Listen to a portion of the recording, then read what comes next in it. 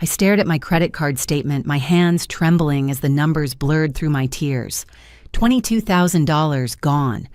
The Aspen charges lined up like Soldiers Luxury Resort, private ski lessons, designer boutiques, 5-star restaurants. My sister Madison's Instagram stories had documented every extravagant moment while I'd been working overtime to save for a house. When my parents walked through my door that Sunday evening, tanned and laughing about their weekend, I knew everything was about to change forever. The moment my parents settled onto my secondhand couch, still glowing from their mountain getaway, I placed the credit card statement on the coffee table between us. My father, Robert, barely glanced at it before reaching for the TV remote. "Did you have a nice time in Aspen?" I asked, my voice steady despite the storm raging inside me. "Oh, Betty, it was wonderful." My mother, Linda, gushed, her new designer sunglasses still perched atop her freshly highlighted hair. "The resort was absolutely gorgeous. Madison had such a fantastic time. You should have seen her on the slopes." I did see her, on Instagram, wearing a $3,000 ski outfit from the boutique charges on my credit card. Robert's hand paused mid-reach. Linda's smile faltered for just a second before returning full force. "Now, sweetie," she began in that condescending tone I knew too well. "Madison really needed this trip. You know how hard the breakup with Tyler hit her. Sometimes a girl just needs to get away and heal." "With $22,000 of my money." "You'll earn it back," Robert said dismissively, finally grabbing the remote. "You've got that fancy financial analyst job. What's a few $1,000s to you?" $22,000, I corrected. Not a few thousand, 22. Linda actually laughed. The sound hit me like ice water. "Oh, Betty, don't be so dramatic. It's not like we robbed you. We're family. Family helps each other." "Family asks before taking enough money to buy a car," I shot back. "We didn't want to bother you while you were working," Robert said, flipping through channels as if we were discussing the weather. "Besides, we had that emergency credit card you gave us. This was an emergency." "A luxury ski vacation is not an emergency, Dad." "Mental health is health," Linda interjected, reaching over to pat my knee. I pulled away. "Your sister was suffering. Would you rather she had done something drastic? You know how sensitive Madison is." I knew exactly how sensitive Madison was. At 25, she'd never held a job for more than 3 months, lived rent-free in our parents' converted garage, and seemed to have a crisis every time life demanded basic responsibility from her. "How did you even know the PIN?" I asked, though I already suspected the answer. "You wrote it on that little yellow sticky note," Linda said breezily. "The one you kept in your desk drawer when you lived here. Really, honey, you should be more careful with sensitive information." That sticky note. From 5 years ago. When I'd first gotten the card and made the mistake of trusting my parents enough to give them one for emergencies. Real emergencies. Like medical bills or car breakdowns. Not spa treatments and private ski instructors. "I need you to pay me back," I said firmly. "All of it. Now." Robert finally looked at me, his expression shifting from casual dismissal to annoyance. "Pay you back, Betty. Do you hear yourself? After everything we've done for you, we raised you, put a roof over your head, so food in your belly, and this is how you repay us, by keeping a tally." "You're really being quite selfish," Linda added, her voice dripping with disappointment. "I didn't raise you to be so materialistic." Materialistic. The word came out as a whisper. I thought of my 10-year-old Honda Civic, my thrift store furniture, the generic groceries I bought to save every penny possible for a house down payment. I've been saving for 3 years to buy a home. I work 60-hour weeks. I haven't taken a vacation since college. "And whose fault is that?" Robert asked. "No one told you to be a martyr. Maybe if you loosened up a little, had some fun like your sister, you wouldn't be so bitter about helping family." The room spun slightly. I gripped the arm of my chair, trying to ground myself in reality. This wasn't happening. My parents weren't seriously trying to flip this around on me. "I want my money back," I repeated. "Every penny." Linda stood up, smoothing her designer jeans. "Well, we don't have it. We're not made of money like you apparently think we are. Your father's retirement barely covers our expenses." "Then how did you afford the trip?" "We used your card for the whole thing," she said matter-of-factly. "Like we said, it was an emergency. Madison needed this. Family comes first, Betty. I'm disappointed that we need to explain this to you." They gathered their things, my mother picking up her new Louis Vuitton purse. I wondered if that was on my card, too. "We'll let you calm down," Robert said, heading for the door. "When you're ready to apologize for making such a fuss over nothing, you know where to find us." "Apologize?" I stood up, my legs shaky. "You stole from me." "Stole?" Linda's voice turned sharp. "We're your parents. Parents don't steal from their children. Children help their parents. It's called being a family, Betty. Maybe one day when you have children of your own, you'll understand." The door closed behind them with a soft click. I stood there in my small apartment staring at the credit card statement still lying on the coffee table. $22,000. Nearly a year of savings. Gone. But something else nagged at me. The way they'd been so casual, so prepared with their justifications. The ease with which they'd dismissed my concerns. This felt rehearsed, practiced. I picked up my laptop and logged into my credit card account. I'd been so focused on the Aspen charges, I hadn't looked further back. My fingers trembled as I scrolled through previous statements. Statements I'd been too trusting, too busy to review carefully. There it was. Charge after charge I didn't recognize. Small ones at first, $50 here, $100 there. Restaurants I'd never been to, stores I'd never shopped at, gas stations in neighborhoods I never visited. Then bigger ones, electronics, jewelry, furniture stores. The blood drained from my face as I opened statement after statement going back months, then years. This wasn't the first time, not even close. The Aspen trip wasn't a one-time emergency decision. It was simply the largest, most brazen theft in what appeared to be a long pattern of financial abuse. I reached for my phone with shaking hands. I needed to call my credit card company, then maybe a lawyer, then possibly the police. Because if my calculations were right, my parents hadn't just stolen $22,000. They'd been robbing me blind for years. I spent the entire night going through 3 years of credit card statements, bank records, and financial documents. By dawn, my dining table was covered in papers, highlighters, and sticky notes. My laptop screen showed spreadsheet after spreadsheet of unauthorized charges. The coffee had gone cold hours ago, but I couldn't stop documenting the betrayal laid out in black and white. The pattern was sickeningly clear. It started small, almost testing the waters. A $40 charge at Target, $60 at a gas station, amount small enough that passed me, exhausted from long work days, and trusting my parents completely had overlooked them. Why would I question a grocery store charge I shopped for groceries too? The genius of their theft was in its mundane camouflage. But as I highlighted charge after charge, the escalation became obvious. $40 became $400. Department stores replaced grocery runs. Designer boutiques appeared where discount retailers had been. They'd grown confident in my inattention, bold in their theft. January 2 years ago, $800 at Nordstrom. I remembered that month. I'd eaten ramen for 2 weeks straight because my checking account was mysteriously low. I'd blamed it on Christmas expenses catching up to me. March of last year, $1,500 in car repairs, but not for my reliable Honda. The mechanic shop was in their neighborhood, not mine. I'd been taking public transportation that month because I thought I couldn't afford gas. June 6 months ago, $3,000 at a furniture store. The same week I'd slept on an air mattress because my decade-old bed frame had finally broken and I couldn't afford a new one. Each highlighted charge came with a memory of something I'd sacrificed. Skipped meals, declined invitations, opportunities passed up because I thought I had no money. My best friend, Melissa's destination wedding in Hawaii that I'd tearfully declined. The professional development conference that could have accelerated my career. The dental work I'd postponed until my tooth cracked and needed a root canal. All while my parents were living large on my dime. The fury that had simmered all night suddenly boiled over.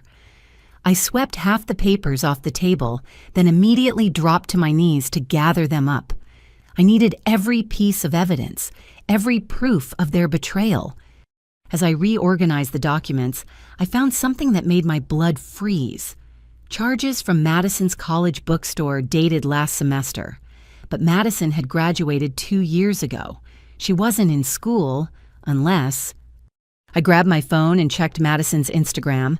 Sure enough, scattered between selfies and party photos were casual mentions of back to school and loving my classes. Madison was in graduate school. Graduate school nobody had told me about. Graduate school I was apparently funding without my knowledge. The calculator app on my phone became my new best friend. I tallied every suspicious charge, every unexplained expense. The number climbed steadily, relentlessly. 10,000, 20,000, 30,000. $47,000. $47,000 stolen over 3 years. I ran to the bathroom and barely made it to the toilet before I threw up.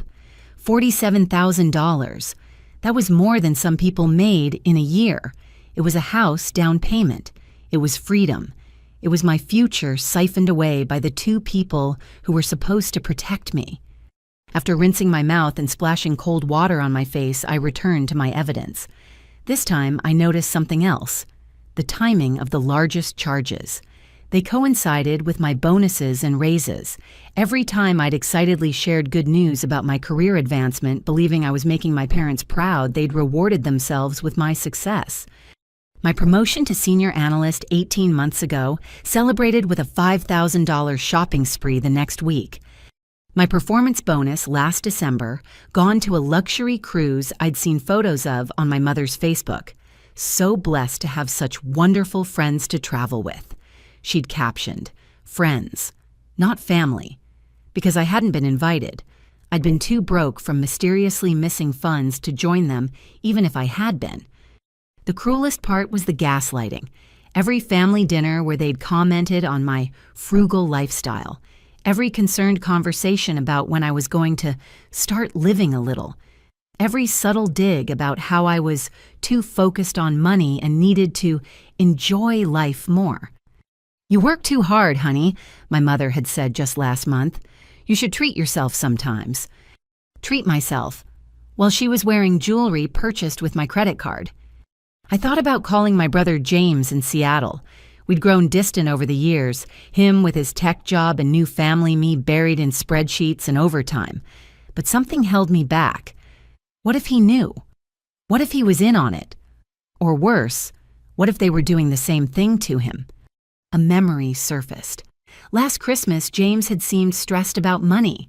He'd mentioned something about unexpected expenses supporting our parents through tough times. I'd been confused because Dad had just retired with a full pension and they'd paid off their house years ago. What tough times. Now I wondered if I was funding their lifestyle while they guilt-tripped James into sending them monthly checks, playing both their children against each other. The thought made me sick again. I picked up my phone to check the time and saw multiple missed calls from Madison. 7 texts, too. "Betty, what the hell?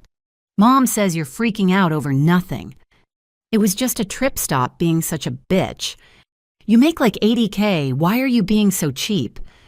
This is why nobody invites you anywhere. Tyler was right about you. Call me back before I block your bitter ass." Tyler was Madison's ex-boyfriend. I'd never even met Tyler. What could he possibly have said about me unless Madison had been complaining about her stingy sister who wouldn't share her wealth, painting me as the villain while spending my money?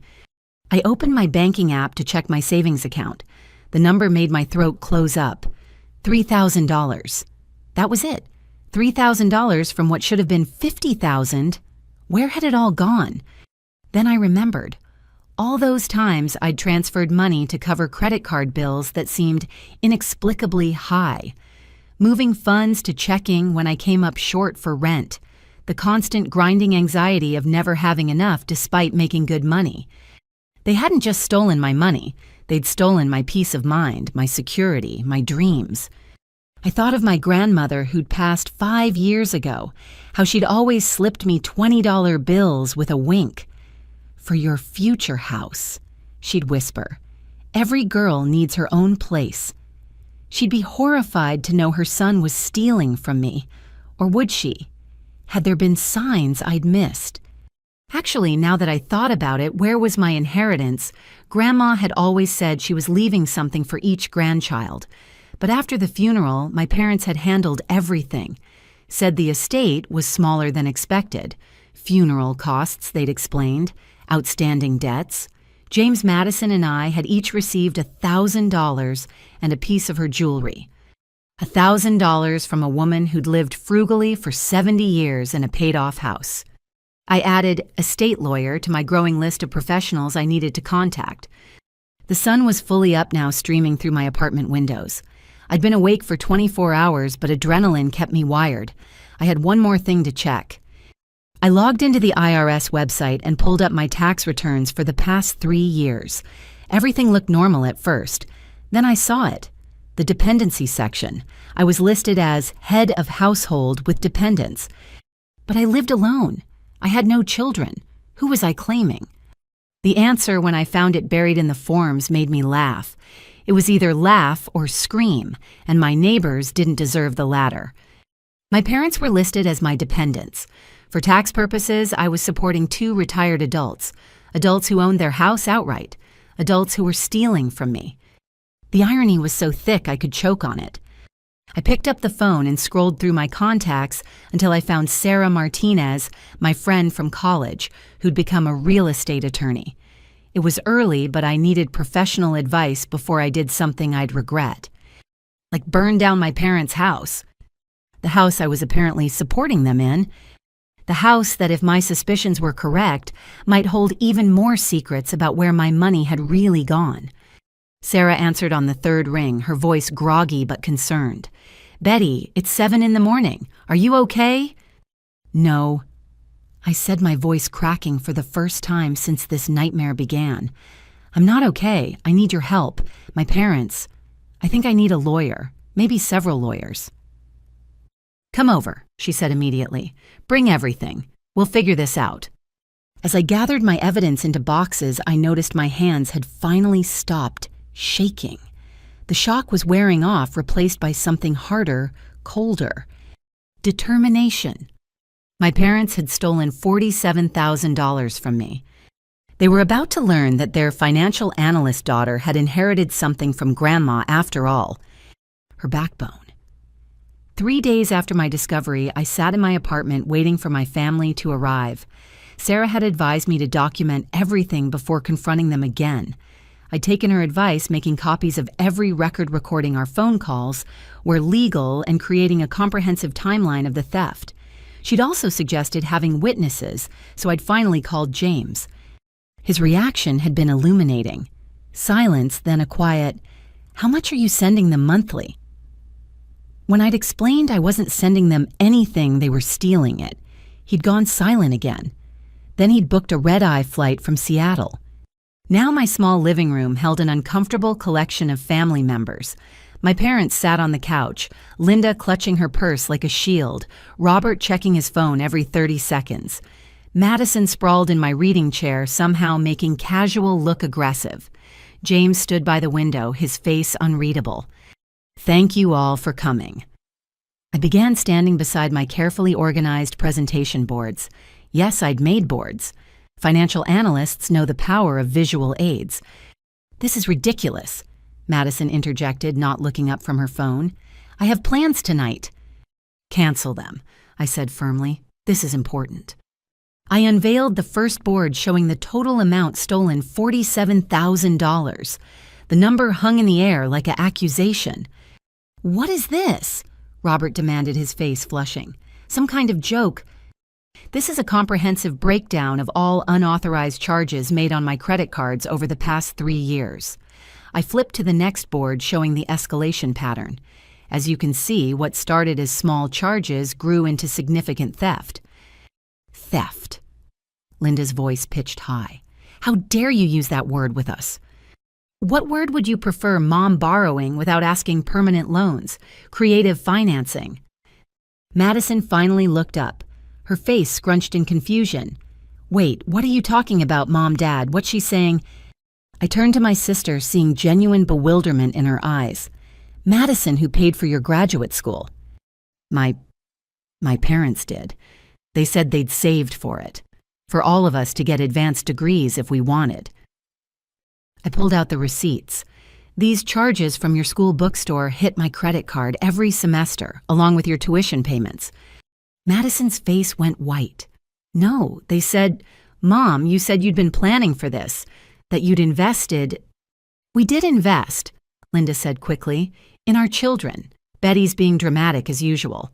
We helped with some expenses, and now she's acting like we robbed a bank. You told me Betty refused to help, James said suddenly from his corner. You said she was too selfish to contribute to family expenses. That's why I've been sending you $500 a month. The room erupted. Madison was scrolling frantically through her phone, presumably looking at school payment confirmations. James was demanding answers about where his money went. Our parents were talking over each other, their stories conflicting and contradicting. Enough, I shouted, surprising everyone, including myself. Let me finish my presentation, then everyone can react. I moved to the next board showing the correlation between my promotions and their major purchases.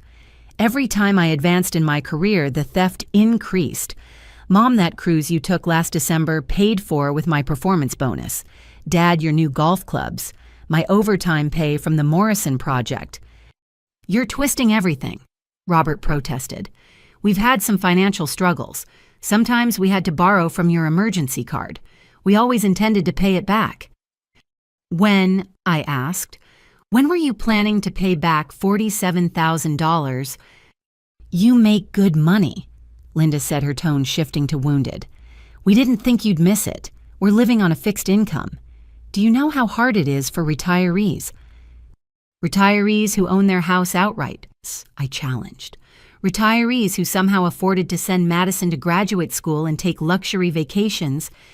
James stepped forward. I want to see your financial records, he said to our parents.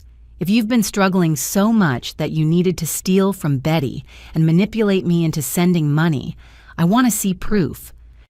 We don't have to prove anything to our children, Robert blustered. The disrespect in this room is appalling. We raised you better than this. You raised us to be victims of your fraud, I countered, flipping to the final board. This shows the legal definition of credit card fraud, identity theft, and financial elder abuse in reverse.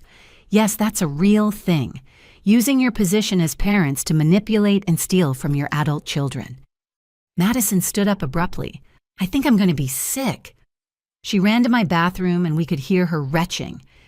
Look what you've done, Linda accused. Your sister is sensitive. This is too much for her. Too much for her? James laughed bitterly. She got a free graduate degree courtesy of Betty's stolen money. Money you told me Betty was too selfish to share. I've been killing myself to send you support while raising 2 kids because I thought you were struggling. We are struggling, Robert insisted. The cost of living, inflation, medical bills. What medical bills? I pulled out another file.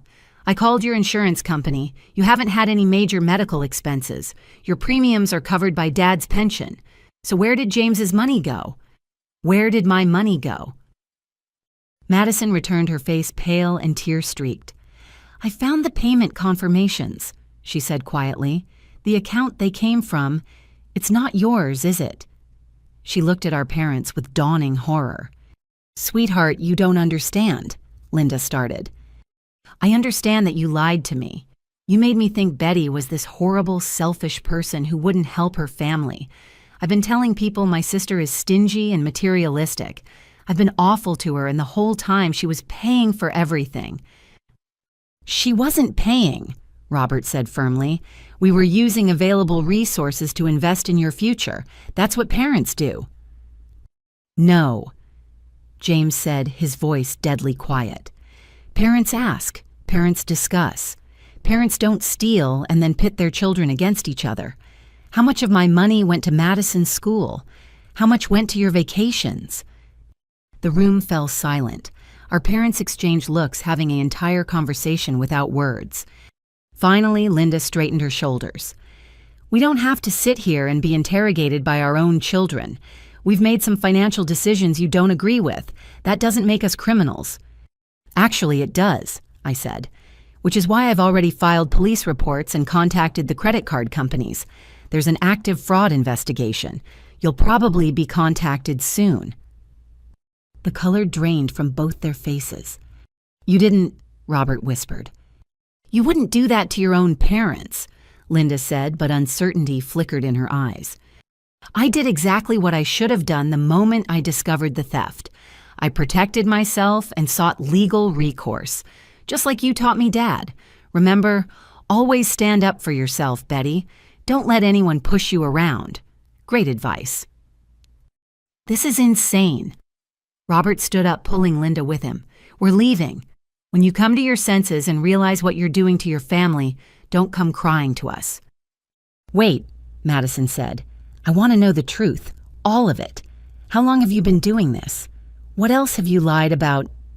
Linda turned on her youngest daughter, her face contorting. "Don't you start too. After everything we've done for you, the sacrifices we've made." "What sacrifices?" Madison shot back. "Living off Betty's money. Taking James's support. What exactly did you sacrifice?" "Our dignity, apparently." Robert spat. "Having to ask our children for help. Do you know how humiliating it is to need money from your kids?" "You didn't ask," James and I said in unison. "We shouldn't have to ask," Linda said. "Families should just know, should want to help. But no, we raise 3 selfish children who care more about money than their parents' well-being." "Get out," I said quietly. "What?" Linda looked shocked. "Get out of my apartment. I'm done. The police and lawyers can handle everything from here." "Betty, please," Madison said. "I want to understand. I need to know what else they've lied about." I looked at my sister, seeing her clearly for maybe the first time in years. The spoiled princess persona was cracking, revealing a young woman who'd been manipulated just as much as James and me, just in different ways. "Stay if you want," I told her. "James." He nodded. "I'm staying. We have a lot to figure out." Our parents stood frozen, apparently realizing their divide-and-conquer strategy had finally failed. "This is a mistake," Robert said. "You're destroying our family over money." "No," I said, meeting his eyes steadily. "You destroyed our family over money. We're just cleaning up the mess." They left without another word, Linda's heels clicking angrily on my hardwood floors. The door slammed behind them, leaving 3 siblings in uncomfortable silence. Madison spoke first. "I'm so sorry, Betty. I had no idea. They told me you were rolling in money and too cheap to share. They said you'd rather see me fail than help out. They told me Betty was heartless," James added, "that she'd cut them off financially out of spite. I've been so angry with you for years." I sank into a chair, suddenly exhausted. They played us all, and we let them. "What happens now?" Madison asked. "With the police reports and everything?" "I don't know," I admitted. "But I'm done being their victim, and I'm done keeping their secrets." James pulled out his phone. "I just texted my wife. She's been saying something was off about Mom and Dad's money stories. I should have listened." Madison was crying again, but quietly this time. "I called you so many names, said such horrible things, and you were paying for my education the whole time." "You didn't know," I said, surprised to find I meant it. The anger I'd held toward my sister was evaporating, replaced by pity. She'd been a different kind of victim. "So what do we do?" James asked. I looked at my evidence boards then, at my siblings. For the first time in years, we were on the same side. "First, we get the whole truth," I said. "Then we make sure this never happens again, to any of us." Madison wiped her eyes. "Betty, that thing Mom said about sacrificing their dignity, do you think they've been doing this to other people too? Like their friends or other family?" The thought hadn't occurred to me, but now it seemed obvious. If they'd been this comfortable stealing from their children, who else had they victimized? "I think," I said slowly, "we need to do some more digging, all of us, together." For the first time since finding that credit card statement, I didn't feel alone. Whatever secrets our parents were hiding, whatever lies they'd told, we'd uncover them. As a family, a real family. The kind that didn't steal from each other and call it love. I couldn't sleep that night. After James and Madison left, promising to dig into their own financial records, I lay in bed staring at the ceiling. Something was nagging at me, a detail I'd overlooked in the chaos of the family meeting. My mother's comment about living on a fixed income kept replaying, but that made no sense. Dad's pension was generous, they had no mortgage, and now I knew they were getting money from both James and me. Where was it all going? At 3 a.m, I gave up on sleep and opened my laptop. If my parents had taught me anything, it was that financial records don't lie. People do, but numbers don't. I started with public records. Property searches were easier than most people realized, especially with the right databases. I typed in my childhood address, expecting to see my parents' names as the sole owners of the house they'd lived in for 30 years. What appeared on my screen made me sit bolt upright. The house wasn't just in their names, it was in mine too. Betty Ann Richardson added to the deed 7 years ago. I had a vague memory of signing papers around that time. My parents had said it was for tax purposes, that it would help them somehow. I'd been fresh out of college, working my first real job, trusting them completely. I'd signed without reading, without questioning. According to the records, I owned 75% of the house. 75%. My hands trembled as I dug deeper. How was that possible? Why would they give me majority ownership? The answer came in the form of a refinancing document from the same year. They'd pulled out all the equity in the house, nearly $400,000. But the bank had required a co-signer with good credit and stable income. Enter their financially responsible daughter, eager to help her parents with tax purposes. They'd used me to refinance, pulling out massive equity, and somehow the deed had been restructured, giving me majority ownership. Whether by their mistake or the banker's assumption that the young professional was buying out her parents' house, I now owned 3/4 of my childhood home. But where had $400,000 gone? I kept searching my financial analyst skills in overdrive. Property records led to more property records. My parents didn't just own their house. They owned 3 rental properties in the suburbs, all purchased in the last 7 years, all currently rented, generating at least $8,000 a month in income based on comparable rental rates in those neighborhoods. $8,000 a month, plus Dad's pension, plus their theft from James and me. They were bringing in over $15,000 monthly. So why were they crying poverty? I found the answer in Madison's name on one of the investment properties, a duplex titled solely to her, purchased 5 years ago. My parents were listed as property managers. I'd bet anything Madison didn't know she owned property, just like she hadn't known about the graduate school funding source. My phone buzzed, James also unable to sleep. "I found something," he texted. "Can I call?" "Please," I responded. His voice was tight with anger when he called. "I've been going through everything. You know those 500 monthly payments I've been sending?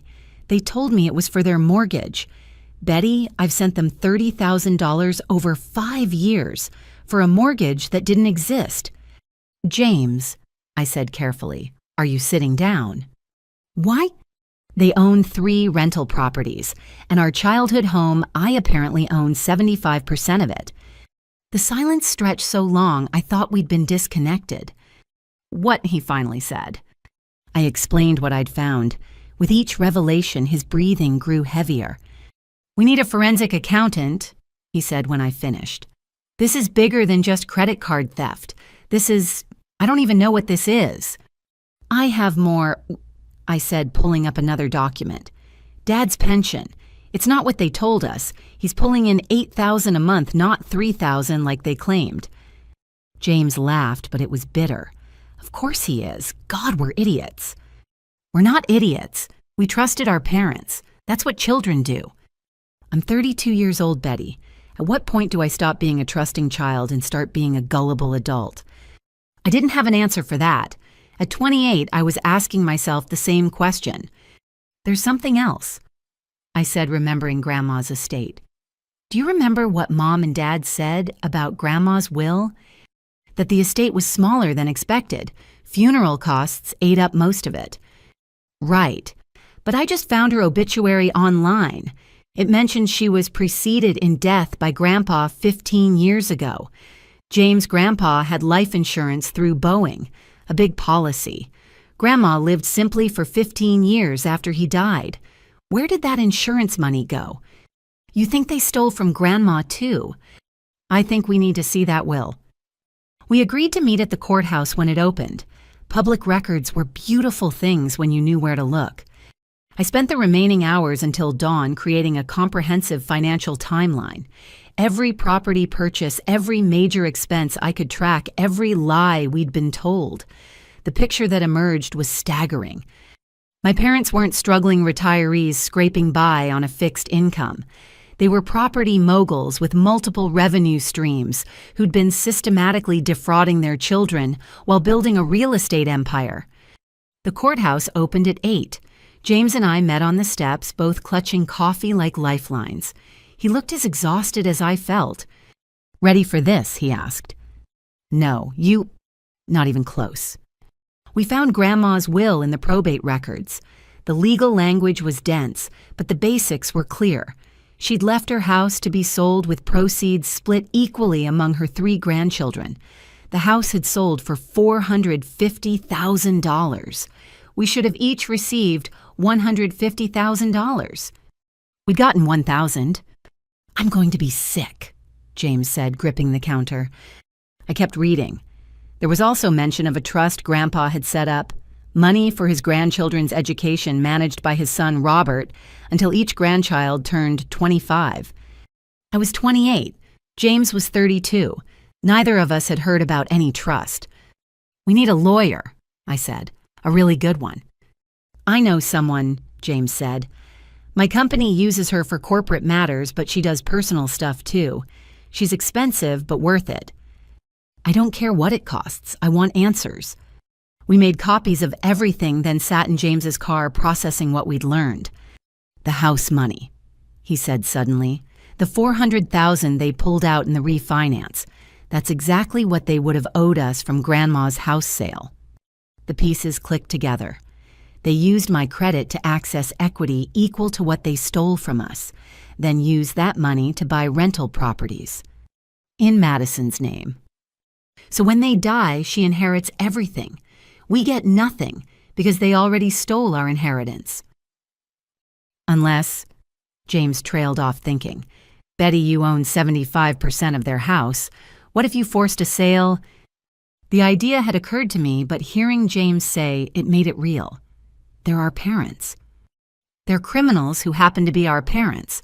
There's a difference. My phone rang. Madison. I can't find any records of owning property, she said without preamble, but I found tax documents in my email. I've been paying taxes on rental income I've never received. Betty, what's happening? Can you meet us? I gave her the address of a nearby cafe. An hour later, the 3 Richardson siblings sat around a small table, evidence of our parents' crimes spread between us. So let me get this straight, Madison said, her face pale. They stole our inheritance from Grandma, used Betty's credit to pull equity from their house, used that money to buy rental properties in my name, have been collecting rent while making me pay the taxes, and this whole time they've been taking money from both Betty and James while telling us all different lies about each other. That's the summary yes, I confirmed. I'm going to lose everything, aren't I? Madison asked quietly. The property's in my name. If they bought them with stolen money. We don't know that yet, James said gently. We need professional help to sort this out. I'll pay for the lawyer, I said. Madison shook her head. With what money they've stolen everything from you. I'll figure it out, I always do. No, James said firmly. We split the legal costs 3 ways. We're in this together. Madison was crying again. I don't have any money.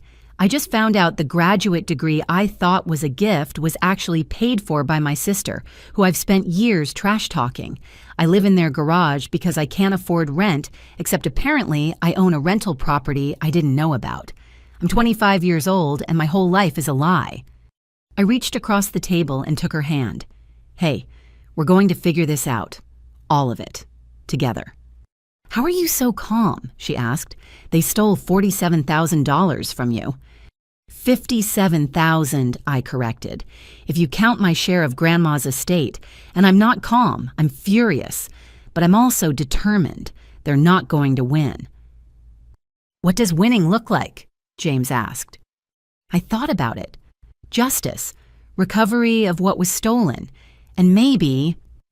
I paused, the idea crystallizing. Maybe it looks like me exercising my rights as 75% owner of their house. Madison's eyes widened. You wouldn't. Wouldn't I? They've spent years telling everyone I'm selfish and materialistic. Maybe it's time I lived up to their expectations. The nuclear option, James said quietly. Force a partition sale.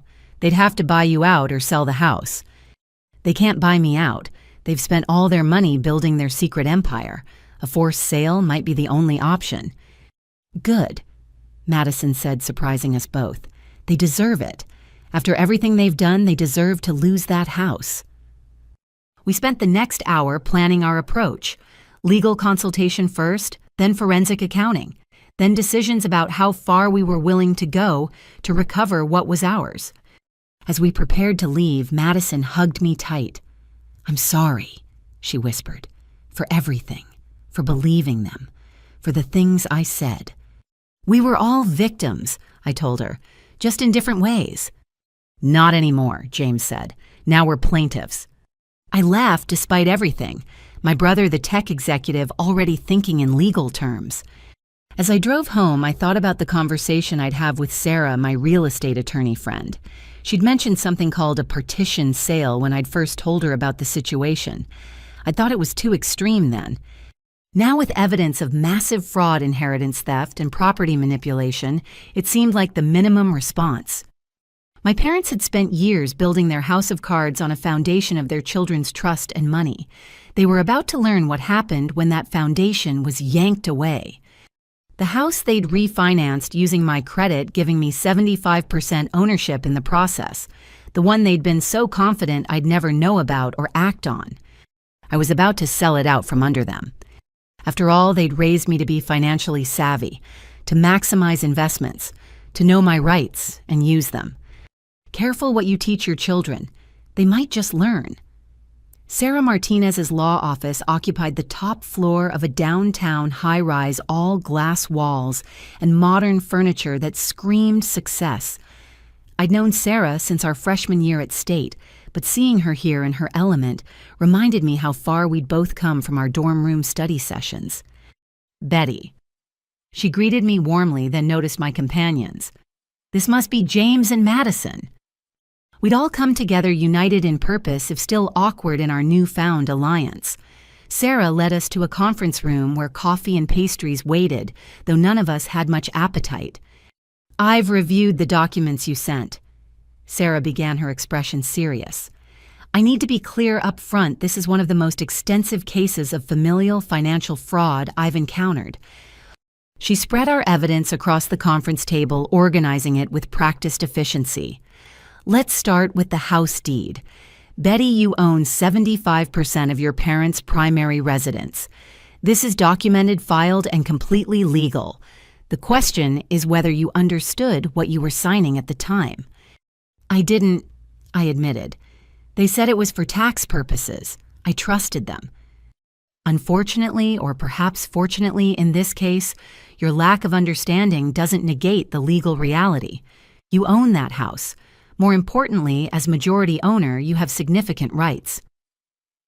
Including forcing a sale, James asked. Exactly. It's called a partition action. As the majority owner, Betty can petition the court to force the sale of the property.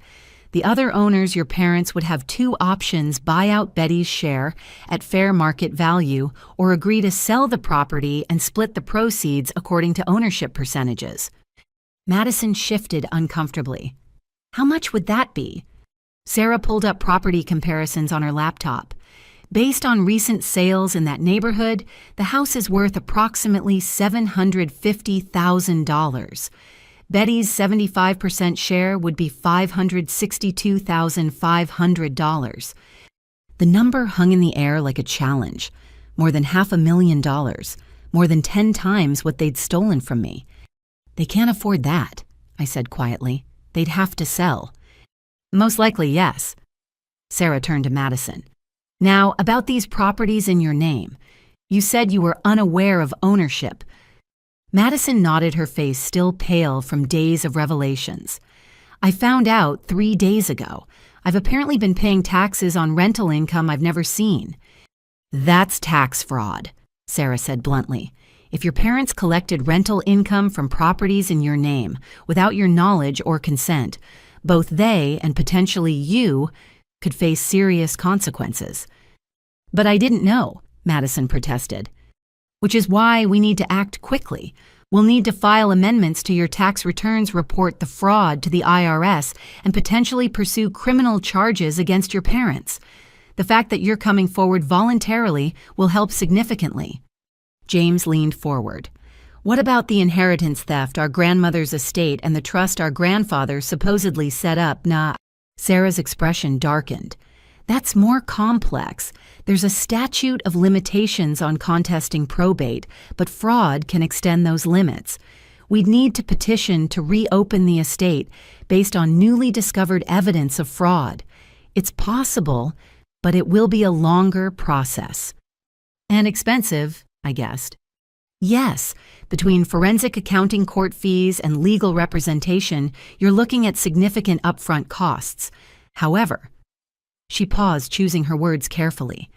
Given the clear evidence of fraud and the assets involved, I believe you have an excellent chance of recovery, plus attorney fees and damages.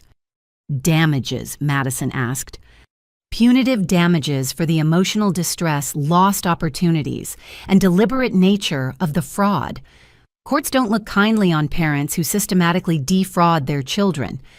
I thought about all those missed opportunities, Melissa's wedding, the conferences, the constant anxiety of never having enough despite earning good money. What's our first step? Several things need to happen simultaneously, Sarah said, pulling out a legal pad. First, Betty needs to decide about the partition action. That's the fastest way to recover significant assets and prevent your parents from leveraging that property further. Do it, I said without hesitation. File the partition action. Sarah nodded, making notes. Second, we need a forensic accountant to trace every dollar.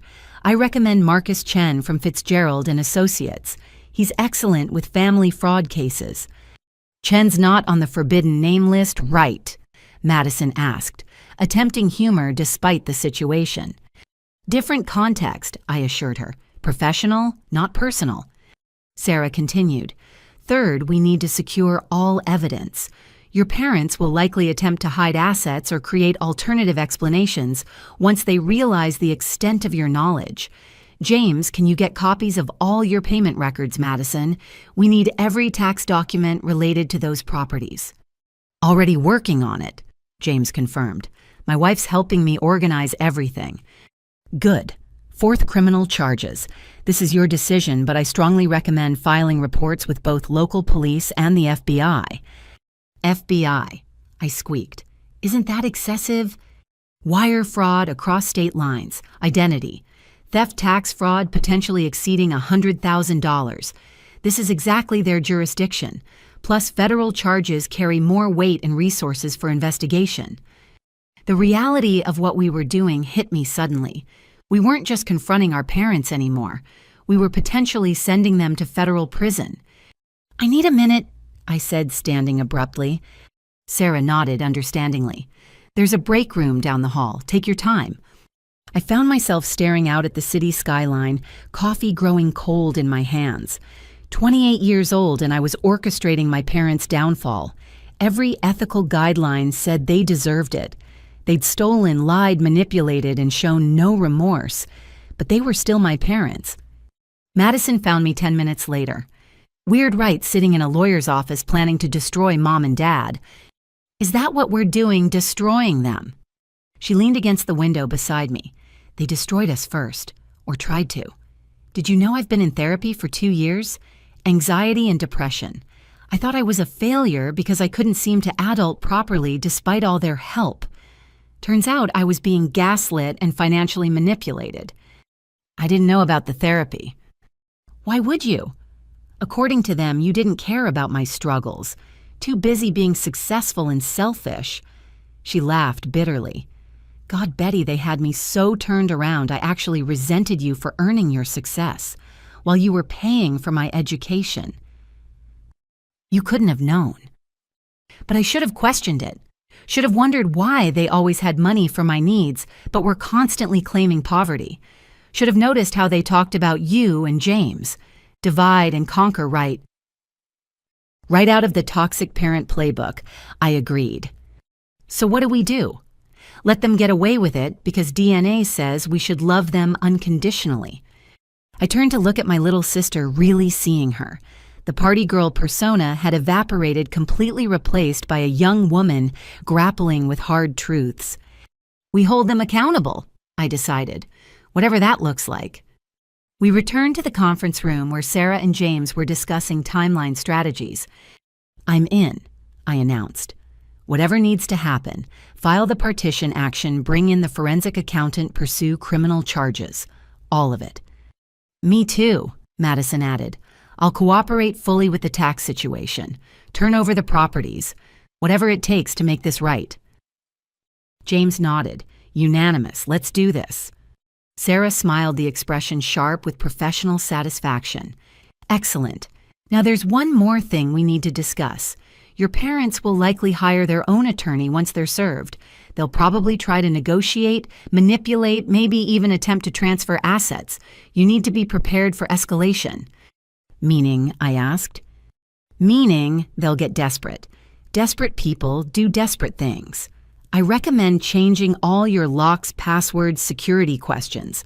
Put alerts on your credit. Maybe even consider temporary relocation if they know where you live. You think they'd get violent? Madison asked, alarmed. Not necessarily physical violence, but financial violence, emotional manipulation, absolutely. They've already proven capable of significant deception. Don't underestimate what they might do when cornered. We spent another 2 hours going through documentation, signing representation agreements, and establishing communication protocols. Sarah would file the partition action within the week. Marcus Chen could start forensic accounting immediately. Criminal reports would be filed after we had the full financial picture. As we prepared to leave, Sarah pulled me aside. Betty, you're the primary victim here, and you have the most power with that property ownership. They're going to come at you hardest. Are you prepared for that? I thought about the years of sacrifice, the stolen opportunities, the lies that had shaped my entire adult life. They trained me to be financially responsible, to know my rights, to maximize my investments. I'm just applying their lessons. Poetic justice. Sarah approved. My favorite kind. Outside the building, the 3 Richardson siblings stood awkwardly unsure how to proceed with our new dynamic. Want to get lunch? Madison offered. I know I've been awful about money, but I can actually pay now that I know I'm not broke. You're not awful about money, I corrected. You were kept deliberately ignorant about money. There's a difference. Lunch sounds good, James agreed. We should probably talk strategy anyway. Sarah's right about them escalating. We found a quiet restaurant nearby and for the first time in years had an honest conversation. No parental manipulation coloring our perceptions of each other. No lies creating false resentments. Just 3 siblings discovering who we really were beneath the fraud. I keep thinking about Grandma, Madison said over her salad. She lived so frugally, always clipping coupons, wearing the same coat for 20 years. And the whole time she was sitting on enough money to transform our lives. She wasn't sitting on it, James corrected. She left it to us. They just stole it. Do you think she knew, I wondered, what they were capable of? Maybe that's why she set up the trust with Grandpa, James suggested. To protect the money. She just didn't count on her son being willing to defraud his own children. My phone buzzed, Sarah already working. Partition action drafted, can file Monday if you're still certain. I showed the message to my siblings. Do it, Madison said immediately. They've been living in that house on stolen money. Money that should have been ours. Selling it is the least they deserve. Agreed, James added, though we should probably brace for impact once they're served. I typed back my confirmation to Sarah, then looked at my siblings. You know what? I'm glad this happened. They stared at me like I'd lost my mind. Not the theft, I clarified quickly, but this, us, finding our way back to each other. If they hadn't gotten so greedy with that Aspen trip, if that $22,000 hadn't been so flagrantly excessive, I might never have looked closely at my statements. We might have gone our whole lives believing their lies about each other. Silver lining to grand theft, Madison said wryly. That's optimistic. Or maybe it's just justice, James suggested. Their greed finally outweighing their caution. Evil contains the seeds of its own destruction and all that. Philosophy major. Madison and I said in unison, then laughed. It felt good to laugh with my siblings, to recognize our inside jokes still existed beneath years of manufactured distance. You know they'll blame us for destroying the family, I said. The family was already destroyed, James countered. We're just acknowledging it, and maybe building something better. Something honest, Madison added. My phone rang, an unknown number, but something made me answer. Betty. This is Marcus Chen from Fitzgerald and Associates. Sarah Martinez said you needed forensic accounting services urgently. Yes, thank you for calling so quickly. I've reviewed the initial documents Sarah sent. I can start immediately if you're ready. Fair warning, based on what I'm seeing, this rabbit hole likely goes deeper than you know. Deeper than systematic theft of our inheritance, credit fraud, and property manipulation. How much deeper, Anne, I asked. Let's just say your parents have been very busy and very sloppy. Digital footprints are hard to erase when you're moving this much money. Can you come by my office tomorrow? I looked at my siblings who were watching with concern. We'll be there. All three of you, excellent. Bring every financial document you can find. Bank statements, tax returns, investment accounts, even old utility bills. Sometimes the smallest details reveal the biggest frauds. After hanging up, I relayed the conversation. Deeper, Madison said faintly. How is deeper possible?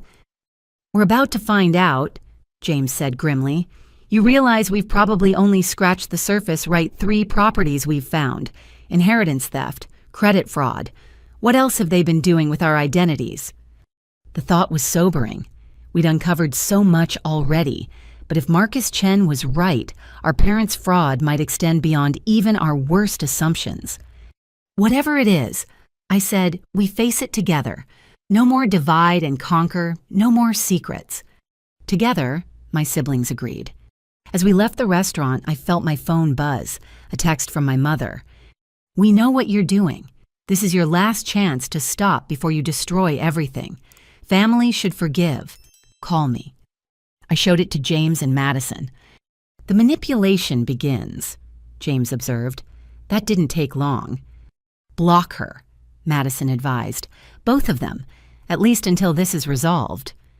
I stared at the message at the word forgive. They wanted forgiveness without acknowledgement, without restitution, without change, just blind absolution for systematic theft and manipulation.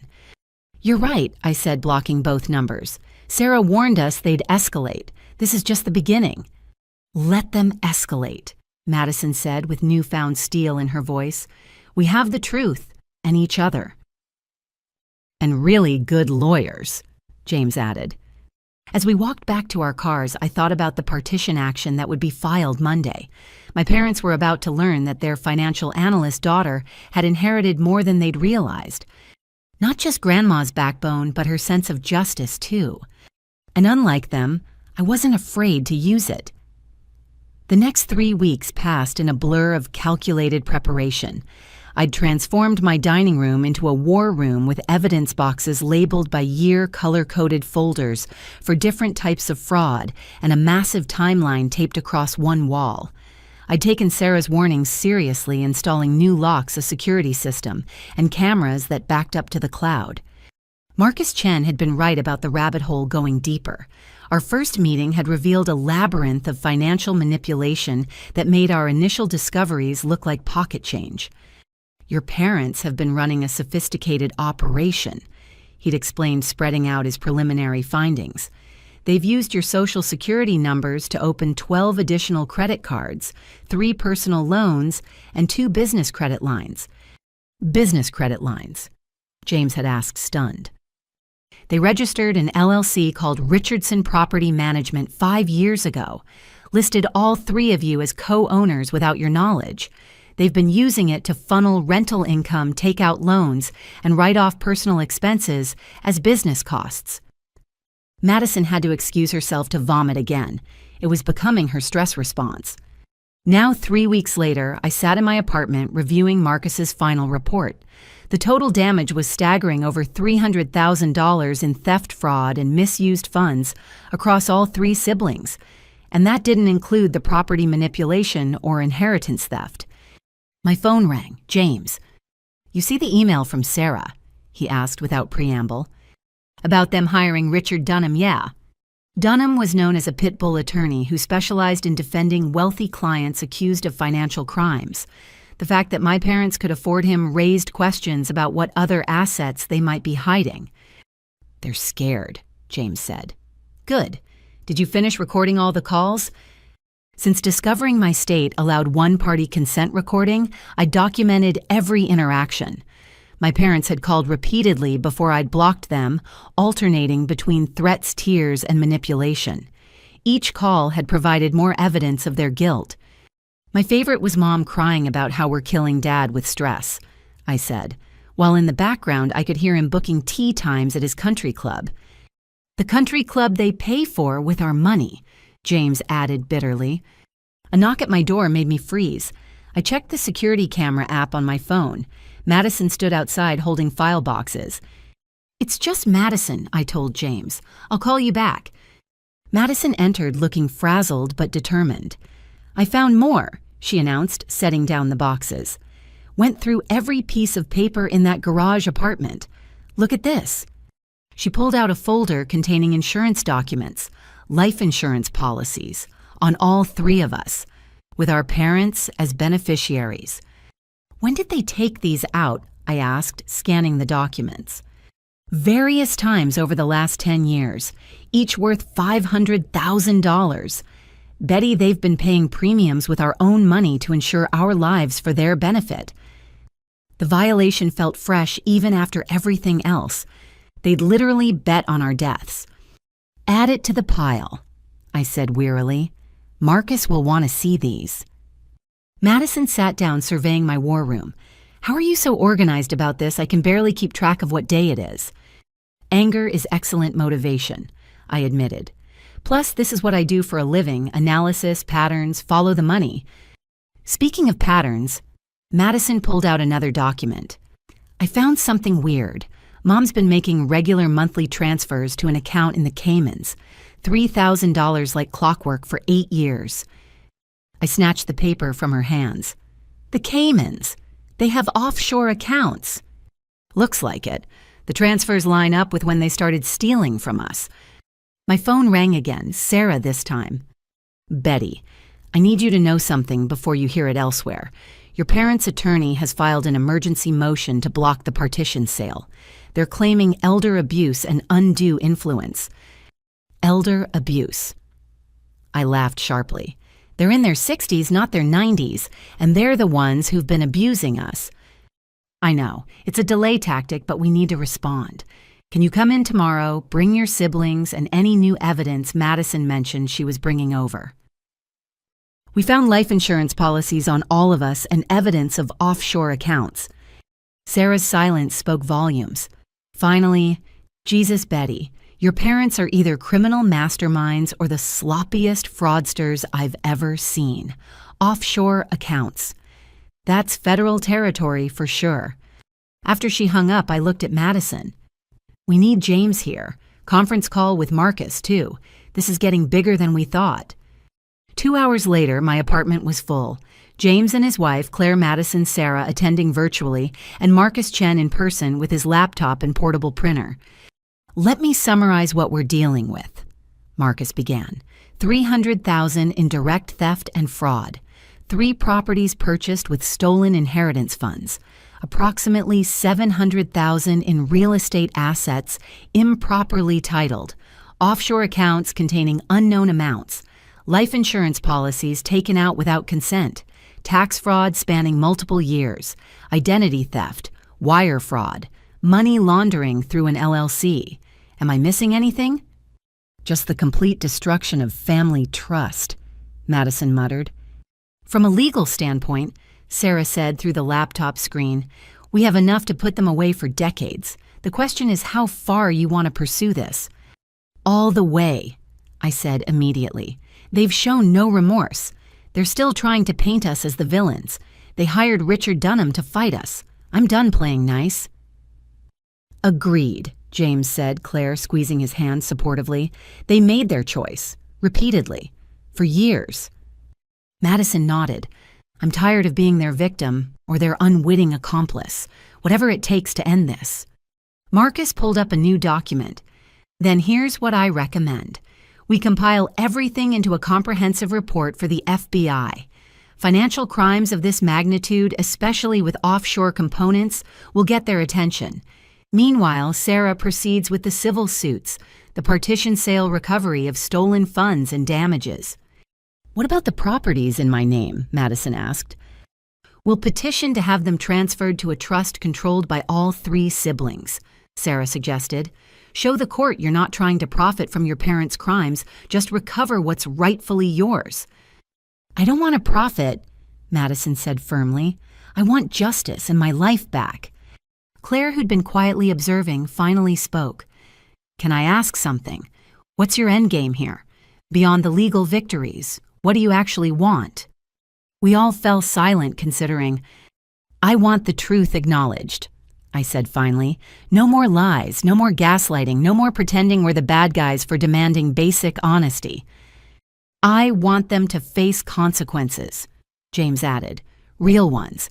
Not just financial recovery, but actual acknowledgement of what they've done. I want to be free, Madison said softly. Free from their manipulation. Free from the guilt. Free to have relationships with my siblings without their poison. Marcus nodded approvingly. Those are achievable goals.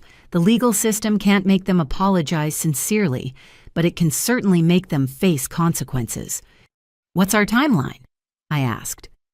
I'll have the FBI report ready by Monday, Marcus said. Sarah, when's the hearing on their emergency motion? Thursday, which gives us 5 days to prepare our response. I'll need affidavits from all 3 of you detailing the pattern of manipulation and theft. What about the offshore accounts? Madison asked. How do we trace those? The FBI has resources we don't, Marcus explained. Once they're investigating, they can work with international banking authorities. Your parents were sloppy enough to make regular transfers from their U.S. accounts. That creates a paper trail. Speaking of sloppy, I said, pulling out my recorded calls file. Want to hear Mom admitting to using my credit cards without permission. We spent the next hour reviewing recordings. Each call was more damning than the last. My father dismissing the theft as family helping family. My mother crying about how ungrateful we were while simultaneously admitting she'd used our information for loans. Both of them discussing their investments openly, apparently forgetting that investments required actual money, not stolen funds. This is gold, Sarah said. They've essentially confessed to everything, multiple times. Ego, Marcus diagnosed. They've been getting away with this for so long they couldn't imagine consequences. Classic fraudster mistake. Claire's phone buzzed. She glanced at it and frowned. James, your mom's calling me. Don't answer, James said immediately. They're trying to find ways around our blocks. Already declined, Claire assured him. but she's left 3 voicemails today. Something about how I need to talk sense into you before you destroy your father's health." "Dad's health is fine," Madison said. "I drove past the country club yesterday. He was on the golf course." "Manipulation tactic," I said. "When legal threats don't work, they switch to health scares." Sarah cleared her throat. "On that note, you should all be prepared for escalation as Thursday approaches. They know the partition sale is the biggest immediate threat. Losing that house means losing their primary asset and facing reality." "What kind of escalation?" Madison asked nervously. "Showing up at your workplaces, contacting your friends, social media campaigns painting you as ungrateful children, maybe even claims of mental instability or coercion among siblings." "They wouldn't," Madison said, then laughed harshly. "Who am I kidding?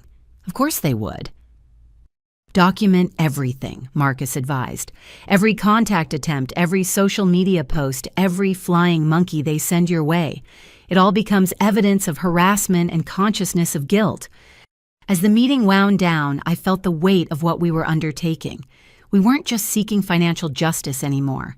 We were systematically dismantling our parents' carefully constructed facade of respectability. "One more thing," Marcus said as he packed up. "I've been doing this for 15 years. I've seen every type of family fraud imaginable. But this, the scope, the duration, the calculated manipulation, this is exceptional. Your parents aren't just opportunistic thieves. They're professional con artists who happen to target their own children." "Comforting," Madison said dryly. "Actually, it should be," Marcus continued. "It means none of this is your fault. You weren't naive or stupid. You were deliberately, systematically targeted by people who used your love and trust as weapons. The fact that you're fighting back now, that takes incredible courage." After everyone left, I stood in my war room looking at the evidence of years of betrayal. Thursday's hearing loomed, but I felt ready. We had truth on our side. We had each other. And we had really, really good documentation. My laptop dinged with an email from Sarah. The subject line read, "Partition sale motion filed. Brace for impact." I smiled grimly. Let them come. Let them rage and manipulate and threaten. We'd been preparing for this moment for 3 weeks. But really, they'd been preparing us for this our whole lives. Every lesson about financial responsibility, every lecture about standing up for ourselves, every reminder to document everything. We'd learned their lessons well, perhaps too well. Now it was time to show them what their students had become. Monday morning arrived with a call that changed everything. I'd just submitted my fraud claims to all the credit card companies backed by Marcus's forensic report and my recorded evidence. The representative from American Express was the first to respond. "Ms. Richardson, I'm Detective Williams from our fraud investigation unit. I've reviewed your case file. This is one of the most extensive familial fraud cases we've seen. Can you come to our regional office today? We need to discuss the criminal implications." I agreed, my hands shaking as I ended the call. Criminal implications. The words echoed as I called James and Madison. The American Express office building felt imposing as the 3 of us walked through security. Detective Williams met us in a conference room that looked more like a police interrogation space than a credit card company meeting room. "Thank you for coming." He began spreading out files that looked disturbingly thick. "We've been investigating your parents for 6 months. "What?" I gasped. 6 months? "Your case triggered our review, but you're not their only victims. We've identified 17 other cardholders whose accounts show similar patterns, all elderly individuals who trusted Robert and Linda Richardson with financial matters." Madison gripped the table. "They've been doing this to other people. Your parents ran a companionship service for seniors 5 years ago. Golden Years Helpers, they called it. They gained access to financial information and have been systematically defrauding their clients ever since." My mind reeled. We'd thought we were dealing with parents who'd stolen from their children. We were actually dealing with career criminals. "The Aspen trip was their mistake," Detective Williams continued. 22,000 in 3 days triggered our algorithms. When we investigated, we found the pattern. Then your fraud report connected the dots. 17 others, James repeated numbly. How much in total? Across all victims, approximately $2.3 million. Madison excused herself. We could hear her retching in the hallway bathroom. Detective Williams pulled out a laptop. We've been working with the FBI, but your evidence is the strongest. You have recordings, documentation, inside knowledge of their methods. We need your cooperation to build an airtight case. You have it, I said immediately. Whatever you need. Good. First, we're reversing all fraudulent charges on your accounts. The full $47,000 will be credited back within 5 business days. Relief flooded through me so intensely I nearly cried. All of it. Every penny. When fraud is this clear, we move quickly. But there's more. Your parents used your information to open additional accounts. 12 cards across various banks, 3 personal loans, and 2 business credit lines. He showed me the list. My name attached to debts I'd never known existed. Maxed out cards with luxury retailers, cash advance loans at predatory interest rates, business credit used to fund their property purchases. Total debt in your name is approximately $130,000, Detective Williams said. We're working with the other institutions to clear all of it. You'll be made whole. What about criminal charges? James asked. That's why we need your help. White-collar crime is often hard to prosecute without cooperating witnesses, family members who can testify to patterns of behavior, methods of manipulation, the psychological aspects of the fraud. You want us to testify against our parents, Madison said, having returned looking pale but resolute. Yes, along with the 17 other victims we've identified. But your testimony is crucial because you can speak to their methods over decades, not just isolated incidents. My phone buzzed, Sarah calling. Can I put my attorney on speaker? Please do. Sarah's voice filled the room. Betty, I just got a call from the federal prosecutor's office. They want to meet Thursday after the partition hearing. That would be me, a new voice said. A woman entered the conference room, all sharp suit and sharper eyes. Assistant U.S. Attorney Patricia Chen, no relation to your forensic accountant before you ask. 2 Chens taking down my parents, Madison muttered. They'd hate the irony. I've been building a RICO case, Patricia continued.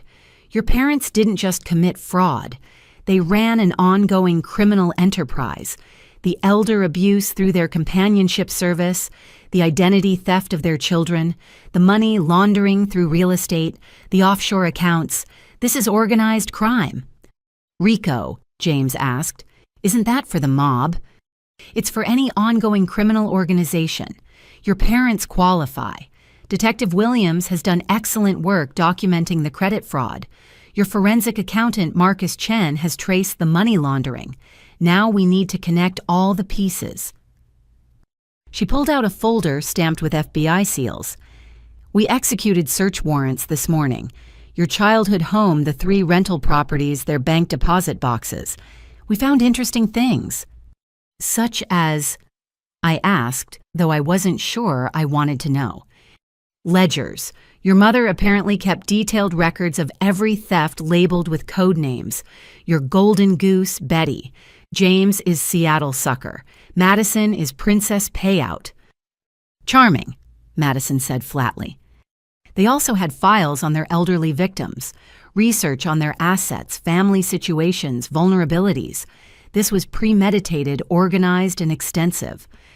Detective Williams added, We've frozen all their accounts. Personal business and thanks to international cooperation, the Cayman accounts too. They can't access any funds while the investigation proceeds. Good, I said, surprised by my own viciousness. Let them feel what it's like to have no money. There's something else, Patricia said carefully. We found evidence they were planning to flee. Plane tickets to Costa Rica for next month. One way. They were going to run with whatever they could liquidate. The betrayal hit fresh. They'd been planning to abandon us entirely, leaving us with debt-destroyed credit and no answers. But the partition filing accelerated their timeline. Patricia continued. Your legal action forced them to lawyer up instead of running. You trapped them without knowing it. My phone buzzed again, multiple texts from unknown numbers. Betty, please call us. Dad's in the hospital. You're killing your father. Family forgives family. I showed them to Detective Williams. They're using burner phones now, claiming medical emergencies.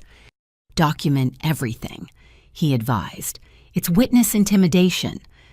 Madison's phone rang. She looked at the caller ID and frowned. It's Tyler, my ex. Don't answer, Sarah advised through the speaker. If your parents are desperate enough to reach out to ex-boyfriends, they're escalating dangerously. But Madison had already accepted the call, putting it on speaker. Tyler, Madison, your mom called me. She's hysterical. Says you and your siblings are trying to destroy them over some misunderstanding. She asked me to talk sense into you. Tyler, we haven't spoken in 8 months. Why would you... She offered me $5,000. The room went silent. She what? Madison asked. $5,000 to convince you to drop whatever charges you're filing. She said she'd pay me when this all blows over. I'm calling to warn you. If she's calling me, who else is she contacting? Thank you for telling me, Madison said quietly, and for not taking the money. I may be a jerk, but I'm not that kind of jerk. Be careful, Mads. Your mom sounded unhinged. After Madison hung up, Patricia made notes. Witness tampering. Add it to the charges. This is exactly why we need to move fast. They're getting desperate. What happens next? James asked. We arrest them, Patricia said simply. Probably within 48 hours. We have enough evidence and they're clearly flight risks. Once they're in custody, we can prevent further tampering and intimidation. You're going to arrest our parents, I said, the reality sinking in. Your parents are going to be arrested for running a criminal enterprise that stole millions from vulnerable victims, including their own children, Patricia corrected. There's a difference. Detective Williams began packing up his files. The credit restoration will begin immediately. All fraudulent accounts will be closed, all debts erased, and we'll be adding extra security monitoring to your credit profiles. Your financial recovery starts now. What about the others? Madison asked. The elderly victims. We're reaching out to all of them. Most will recover their funds through insurance and restitution. Your parents' assets will be liquidated to pay back victims. As we prepared to leave, Patricia pulled me aside. You started this. Your courage in filing that first fraud report opened up an investigation that will help 17 other families. You should be proud. I don't feel proud, I admitted. I feel empty. That's normal. You're grieving the parents you thought you had while fighting the criminals they actually are. It's complicated, but you're doing the right thing. Outside the building, my siblings and I stood in the parking lot processing what we'd learned. $2.3 million, James said. They stole $2.3 million. From elderly people, Madison added. People who trusted them to help. And from us, I reminded them, we were just their first victims. My phone rang. Sarah. I just got off the phone with opposing counsel, she said. Your parents' attorney wants to meet. Off the record, tonight. Why, I asked. My guess, they know about the search warrants. They know the walls are closing in. They want to negotiate before the arrests happen. I looked at my siblings. What do you think? No deals, Madison said firmly. They had years to make this right. Agreed, James added. Let justice run its course. Tell Dunham no meeting, I told Sarah. We'll see them in court Thursday, if they're not in federal custody by then. As I drove home, my credit card app notified me of a credit to my account. $47,000. Just like that, electronically restored. It felt anticlimactic after everything. But then I thought about the 17 elderly victims who'd trusted my parents, who'd hired them for companionship and help only to be systematically robbed. We weren't just fighting for ourselves anymore. At home, I found a package on my doorstep. No return address. Inside a photo album I recognized from childhood and a note in my mother's handwriting. Look at these pictures and remember who we really are. Remember the love. Don't let anger destroy our family. Please, Betty. You were always the smart one. Be smart now. Stop this before it's too late.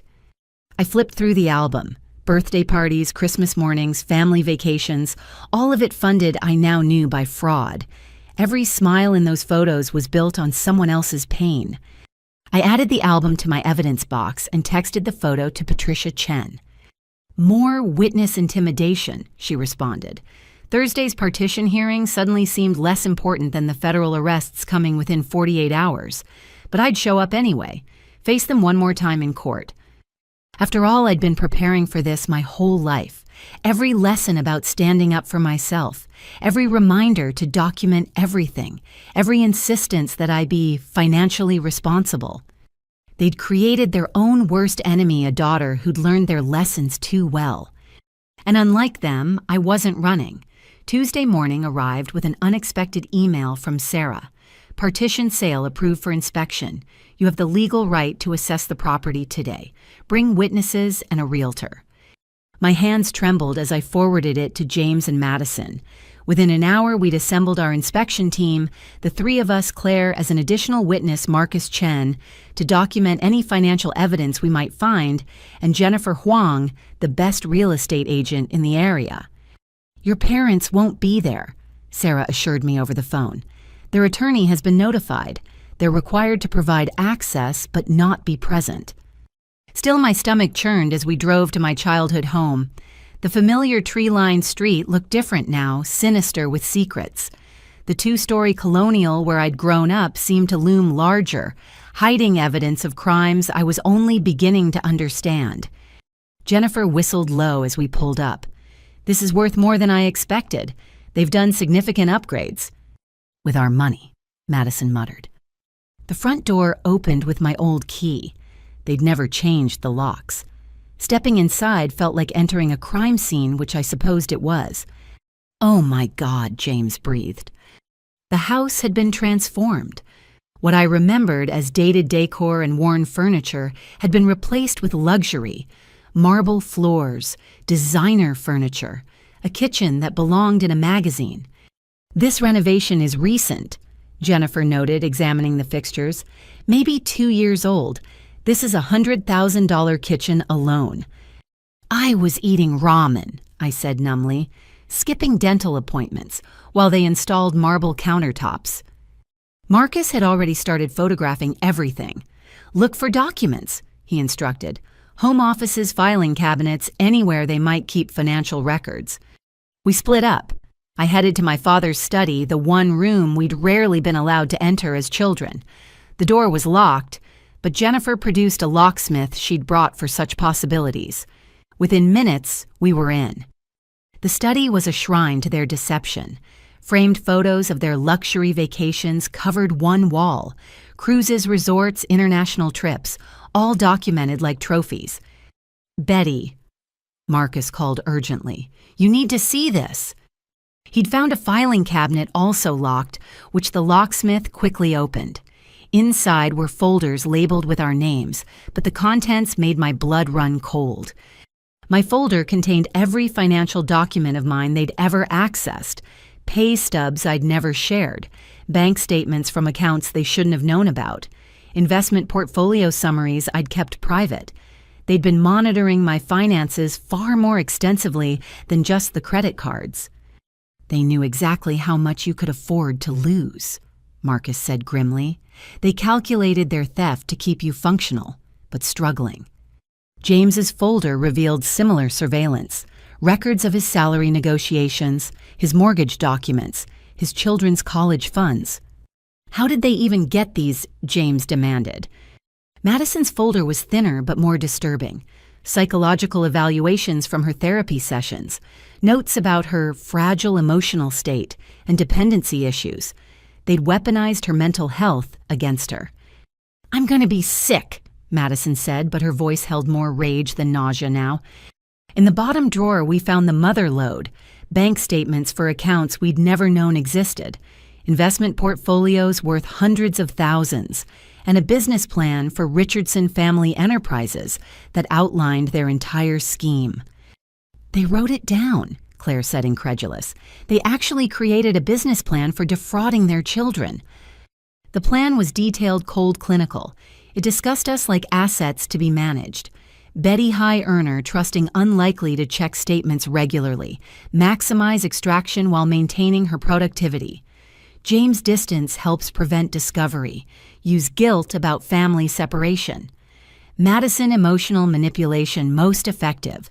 Maintain dependency while accessing trust funds. Trust funds, Madison yelped. What trust funds? Marcus was already digging deeper. He pulled out investment statements for accounts in Madison's name, funded by what appeared to be Grandma's inheritance. They've been collecting dividends on investments made with your inheritance, he explained. The principal is intact, but they've stolen 15 years of growth.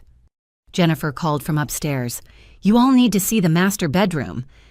We climbed the stairs to find a suite that belonged in a luxury hotel. But Jennifer wasn't focused on the decor.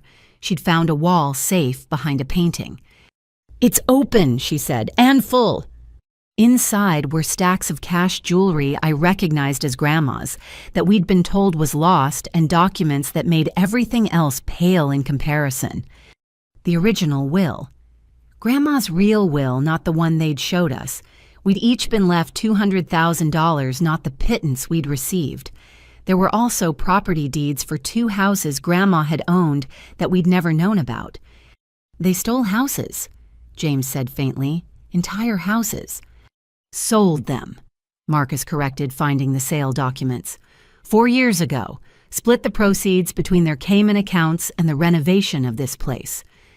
I picked up Grandma's jewelry with shaking hands, her wedding ring, the pearl necklace Grandpa had given her for their 40th anniversary.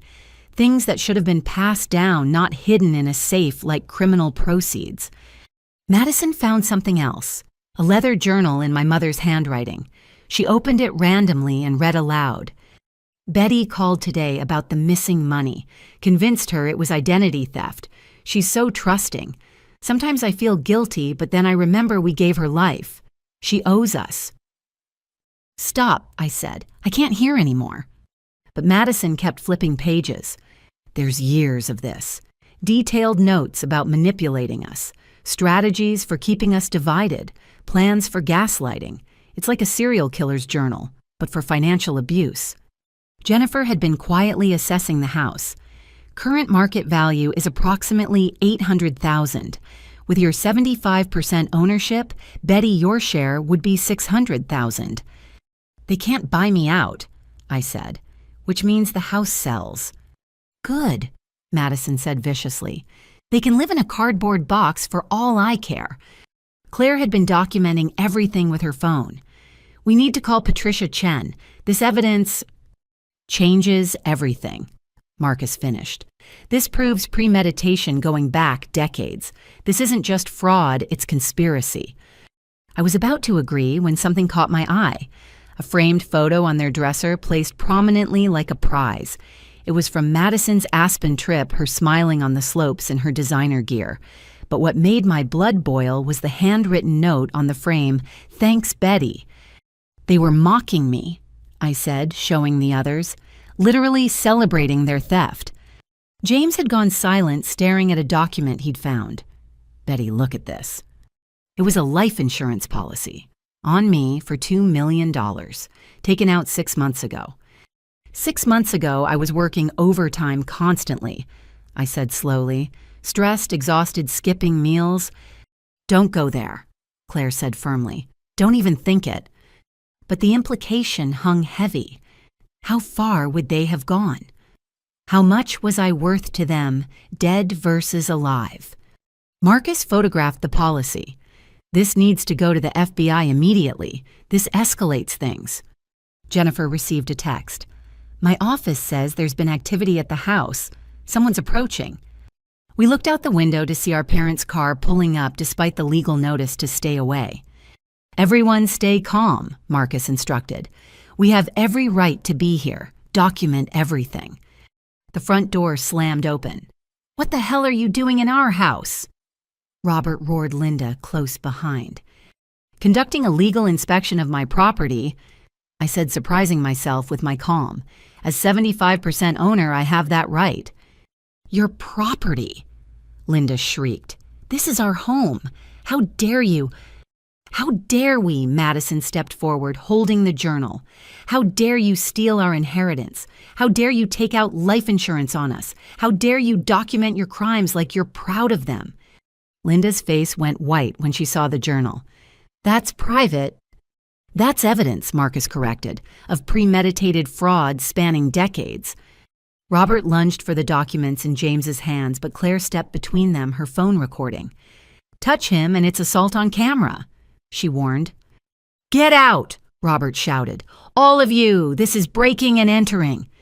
"Actually," Jennifer said pleasantly, "it's a court-approved inspection. You're the ones violating a legal order by being here." I held up Grandma's jewelry. "Remember telling us this was lost. Remember crying about how sad you were that her things were gone." For the first time, real fear flickered in their eyes. "We can explain," Linda started. "To the FBI," I cut her off. "They'll be very interested in your explanations." "The FBI?" Robert's bluster deflated. "You wouldn't. We're your parents." "No," James said quietly. "Parents protect their children. Parents don't steal from them, manipulate them, pit them against each other. Parents don't take out $2 million life insurance policies on their daughters." "You don't understand," Linda said desperately. "We've had expenses, obligations. We did what we had to do for the family." "For which family?" Madison demanded. "The 17 elderly people you stole from, or just yourselves?" That stopped them cold. They exchanged panicked looks. "How do you know about that?" Robert asked. "Credit card company," I said simply. "Turns out you've been on their radar for months. We just connected the dots." "We should go," Marcus said quietly. "We have what we need." As we filed past our parents, Linda grabbed my arm. "Betty, please. You were always the reasonable one. We can work this out. We'll pay you back. We'll make it right." I looked at her hand on my arm, then at her face. The mother I'd loved, trusted, believed in. "You had 20 years to make it right. Every day you chose not to." "This is your fault," she hissed, mask dropping. "If you'd just shared willingly, none of this would have happened. But no, you had to be selfish, had to hoard your money while we struggled. While you struggled in your renovated mansion funded by theft." She released my arm as if burned. "You're going to regret this. Both of you. All of you. We're your parents. We have rights." "Yes," I agreed. "You have the right to remain silent. You might want to practice that." We left them standing in their doorway, the house they'd built on our backs, no longer their sanctuary. Jennifer already had her calculator out. "Fast sale, we could close in 30 days, she said. "Multiple buyers in this market. You'll have your money before they can blink." As we drove away, I felt something shift. The house I'd grown up in, the parents I'd loved, it was all built on lies. But the truth was finally free documented in boxes of evidence and witnessed by people who actually cared about me. "You okay?" James asked from the driver's seat. "No," I said honestly, "but I will be." Madison leaned forward from the back. "Did you see their faces when we mentioned the elderly victims? They had no idea we knew." "Patricia Chen is going to have a field day with all this," Marcus said, already organizing photos on his tablet. "The journal alone is prosecutorial gold." My phone buzzed. Sarah texting, "Just got word. Federal arrest warrants issued. They'll be in custody by tomorrow night." I shared the news with the car. Silence greeted the announcement. "Good," Madison finally said. "They can explain their business plan to a judge." "From jail," James added. As we headed back to sort through our evidence, I thought about the life insurance policy. $2 million if I died. Was that my value to them? Not as a daughter, but as a potential windfall. The thought should have broken me. Instead, it freed me. I finally understood the truth. I'd never been their child. I'd been their mark. But marks can become witnesses. Victims can become victors. And daughters who discover they were only ever seen as golden geese, they can burn down the whole farm. The partition sale would go through. The house would sell. Their elderly victims would be made whole. And my parents would learn that the children they'd raised to be financially savvy had become exactly that. too savvy to remain their victims any longer. Thursday morning arrived with the kind of crisp clarity that felt like the universe offering a clean slate. I dressed carefully in my best suit, the one I'd bought for my promotion to senior analyst. It seemed fitting to wear success they'd tried to steal from me. Sarah met us outside the courthouse, her expression grim but satisfied. "Your parents' attorney tried to negotiate all night. I told him to save it for the judge." "Any word on the arrests?" James asked. "Tonight, according to Patricia. They want them to appear in court first thinking they're still free. Makes fleeing harder." Madison arrived looking stronger than I'd ever seen her. Gone was the party girl facade, replaced by steel determination. "I'm ready," she announced. "Whatever happens in there, I'm ready." The courtroom was smaller than expected, but it filled quickly. Our parents sat at the defendant's table with Richard Dunham, their expensive attorney, who looked less confident than his reputation suggested. They dressed conservatively, my mother clutching a tissue she hadn't actually used. "All rise," the bailiff called. The Honorable Judge Catherine Morrison presiding. Judge Morrison looked like she'd seen everything in her 30 years on the bench. She reviewed the files before her with sharp eyes that missed nothing. "This is a petition for partition sale of property located at 42 Maple Street," she began. "Ms. Betty Richardson owns 75% of said property and seeks to force sale. The respondents claim elder abuse and undue influence. Mr. Dunham, present your case." Dunham stood, his theatrical flair immediately apparent. "Your Honor, my clients are devastated. Their own children, whom they raised with love and sacrifice, are attempting to throw them onto the streets. This is a clear case of elder abuse of children, ganging up on vulnerable parents who only ever wanted to help their family." Vulnerable. Judge Morrison's eyebrow raised. "Your clients are 62 and 64, Mr. Dunham, hardly elderly." "Emotionally vulnerable, Your Honor. They've been manipulated by their eldest daughter, who has poisoned her siblings against them. Betty Richardson is a financial analyst who used her expertise to trick her parents into signing documents they didn't understand." I felt my jaw clench, but Sarah placed a calming hand on my arm. "Furthermore," Dunham continued, "the timing is suspicious. Only after my clients helped their youngest daughter through a difficult period did these allegations surface. This is retaliation, pure and simple." He went on for 20 minutes painting my parents as saints who'd sacrificed everything for ungrateful children. Madison was portrayed as recovered from crisis thanks to their support. James as an absent son poisoned by distance. Me as a calculating villain who'd masterminded a conspiracy to steal their home. "Thank you, Mr. Dunham," Judge Morrison said when he finally finished. "Ms. Martinez." Sarah stood, her presence commanding despite being half Dunham's age. "Your Honor, I'll be brief because the evidence speaks for itself. The defendants aren't victims. They're perpetrators of systematic fraud spanning 2 decades. She presented our evidence methodically. The credit card theft, the $47,000 from me alone, the inheritance fraud, the properties hidden in Madison's name, the offshore accounts. But that's just the beginning," Sarah continued. "On Tuesday, my clients legally inspected the property in question. What they found proves premeditation." She submitted the journal, the business plan, the life insurance policies. Judge Morrison's expression darkened with each document. "Your Honor," Sarah said, "the defendants wrote a business plan for defrauding their children. They took out $2 million in life insurance on Betty Richardson 6 months ago.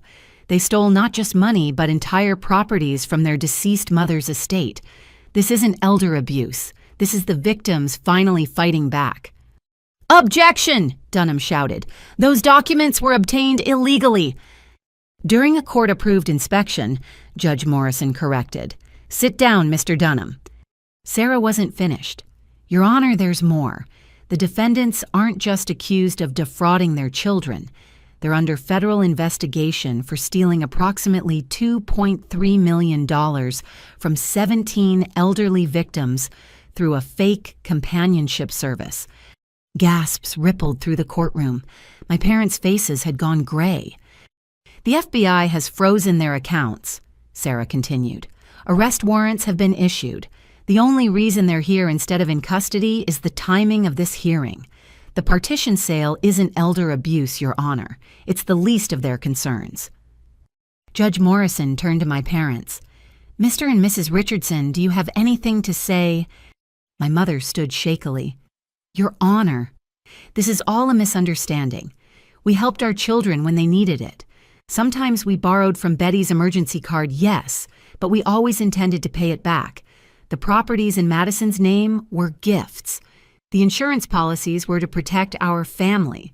We're not criminals. We're parents who maybe made some mistakes, but—" "Stop," Judge Morrison commanded.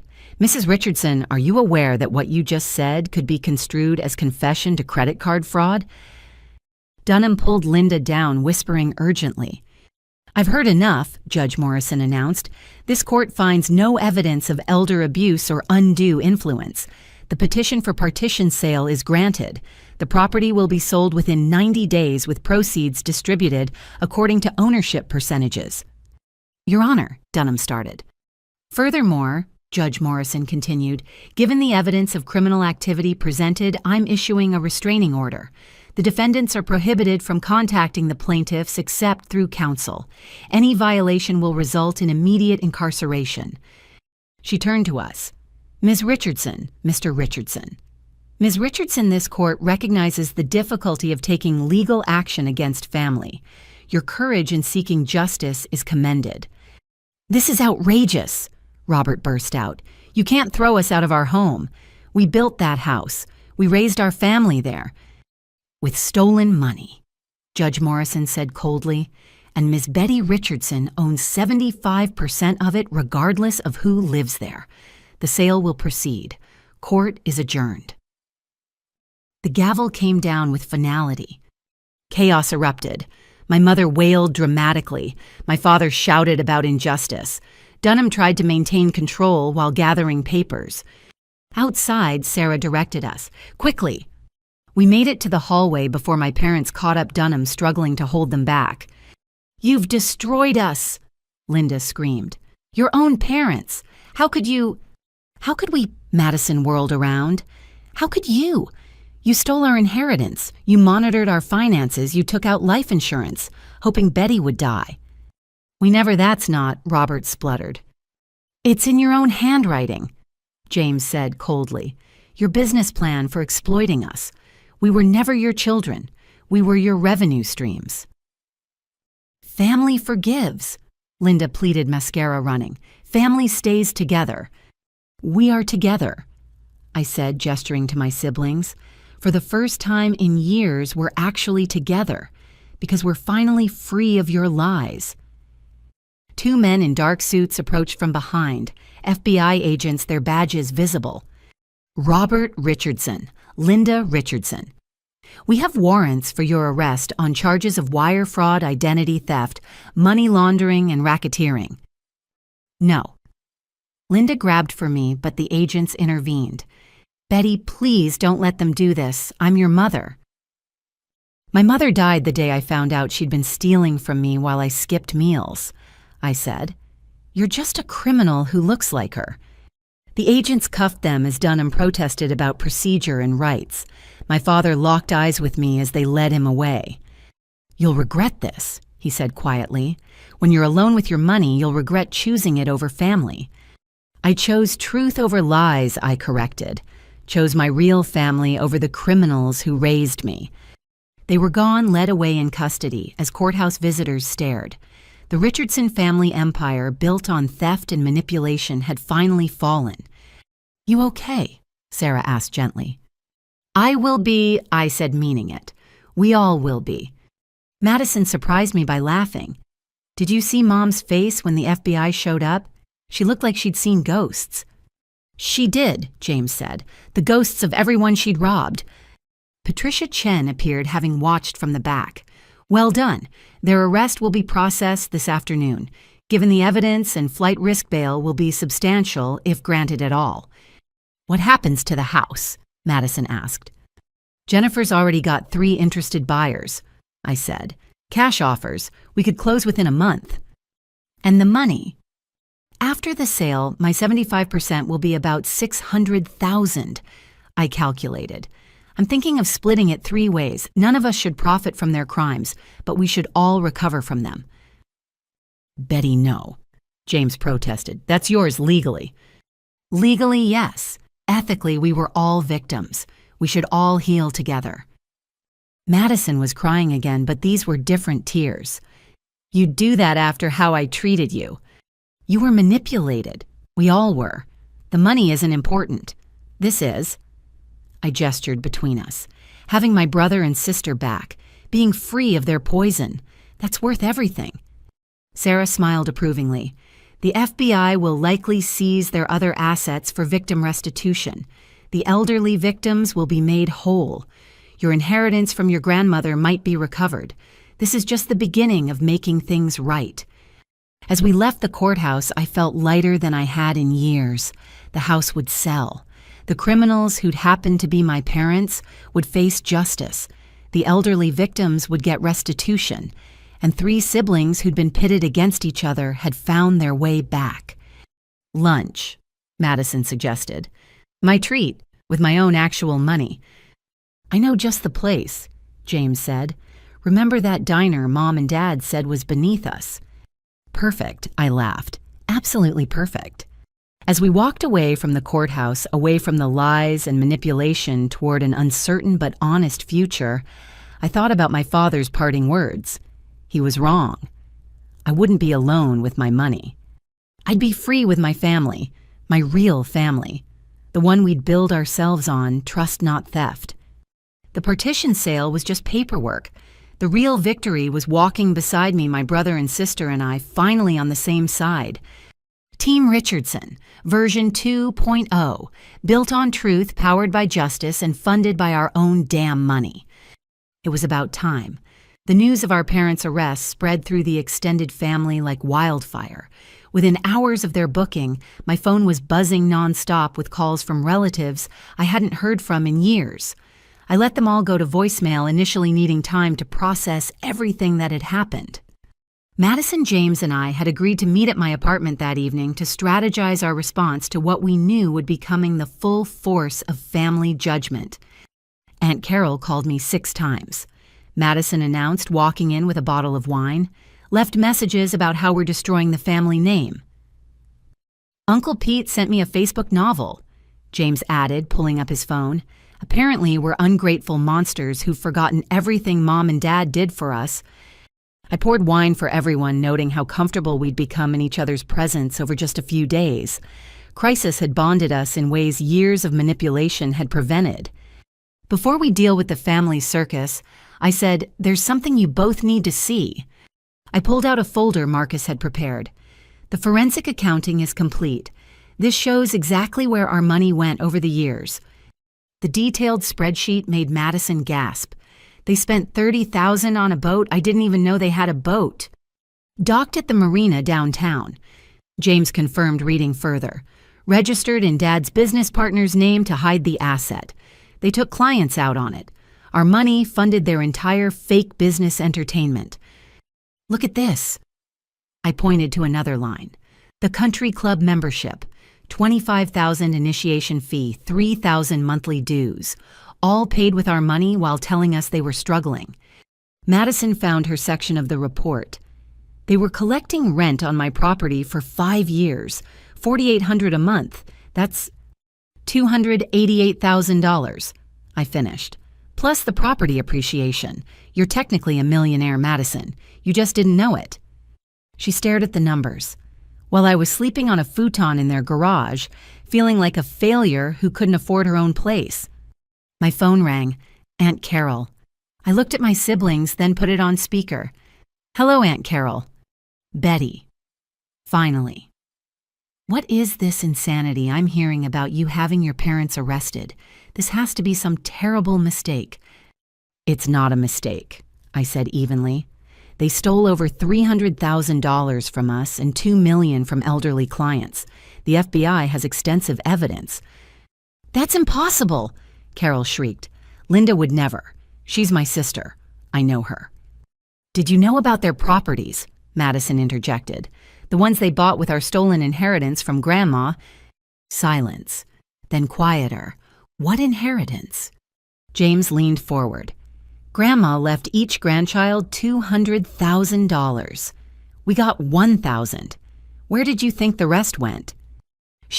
Linda said the estate was smaller than expected. Debts, funeral costs. Grandma had no debts, I said.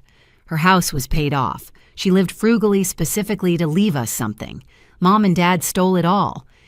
You're lying, Carol said, but uncertainty crept into her voice. You have to be. Linda wouldn't steal from her own mother's estate. We have the will, Madison said, the real one. Hidden in their safe along with Grandma's jewelry they claimed was lost. A long pause. Send me everything, Carol finally said. Every document, every piece of evidence. If this is true, we'll email it tonight, I promised. After she hung up, James shook his head. That went better than expected. The doorbell rang. I checked the camera to see my neighbor holding a flower arrangement. Suspicious, I opened the door cautiously. These just arrived for you, she said, eyeing the elaborate bouquet. The card read, For our beloved daughter, we forgive you for this temporary confusion. Love always, Mom and Dad. They forgive us. Madison laughed bitterly. From jail, they forgive us. I threw the flowers in the trash card and all. Classic manipulation. Make us feel guilty while positioning themselves as the magnanimous victims. My phone dinged, an email from Cousin Rachel Dad's side of the family. The subject line, Please read Uncle Rob and Aunt Linda. I opened it to find a lengthy defense of our parents, complete with childhood photos of family gatherings. The message ended with, Whatever financial misunderstandings occurred sending them to prison is extreme. Family handles things internally. Financial misunderstandings. James read over my shoulder. Is that what we're calling fraud now? Madison had been quiet, scrolling through her phone. Oh my God, she suddenly said. Look at Mom's Facebook. Before being arrested, Linda had posted a dramatic status. Heartbroken by our children's betrayal. Despite everything we sacrifice for them, they've chosen money over family. Please pray for reconciliation and their return to sanity. The comments were a mix of shock support for our parents and condemnation of us. Family friends who'd known us since childhood were calling us greedy, ungrateful, mentally unstable. Should we respond? Madison asked. With evidence, I decided. Time to control the narrative. I created a shared Google Drive and began uploading everything. The forensic accounting report, the journal entries, the business plan for defrauding us, the real will. The FBI investigation summary Patricia had authorized us to share. Then I crafted a family email. To our extended family, we understand many of you are shocked by recent events. We've been equally shocked to discover the extent of our parents' criminal activities. Attached, you'll find comprehensive evidence of systematic theft of over $300,000 from their children, theft of our grandmother's estate totaling $600,000, fraud against 17 elderly clients totaling $2.3 million, identity theft, tax fraud, and money laundering, detailed plans to continue exploiting us, including life insurance policies taken without our knowledge. We didn't choose this path lightly. We attempted to handle things privately, but they responded with escalation and attempted flight to Costa Rica. Criminal charges were necessary to protect their victims and prevent further harm. We remain a family. James Madison and I are united in our pursuit of justice and healing. We hope those who truly care about us will support our difficult but necessary decision. Betty, James, and Madison Richardson. Send it, Madison said firmly. Let them see what really happened. Within minutes, responses poured in. Aunt Carol was first. Dear God, I had no idea. Linda always had money for shopping trips and cruises. She said Rob's pension covered everything. I'm so sorry. Uncle Pete's tone changed completely. The business plan. They wrote about exploiting you like you were stocks to trade.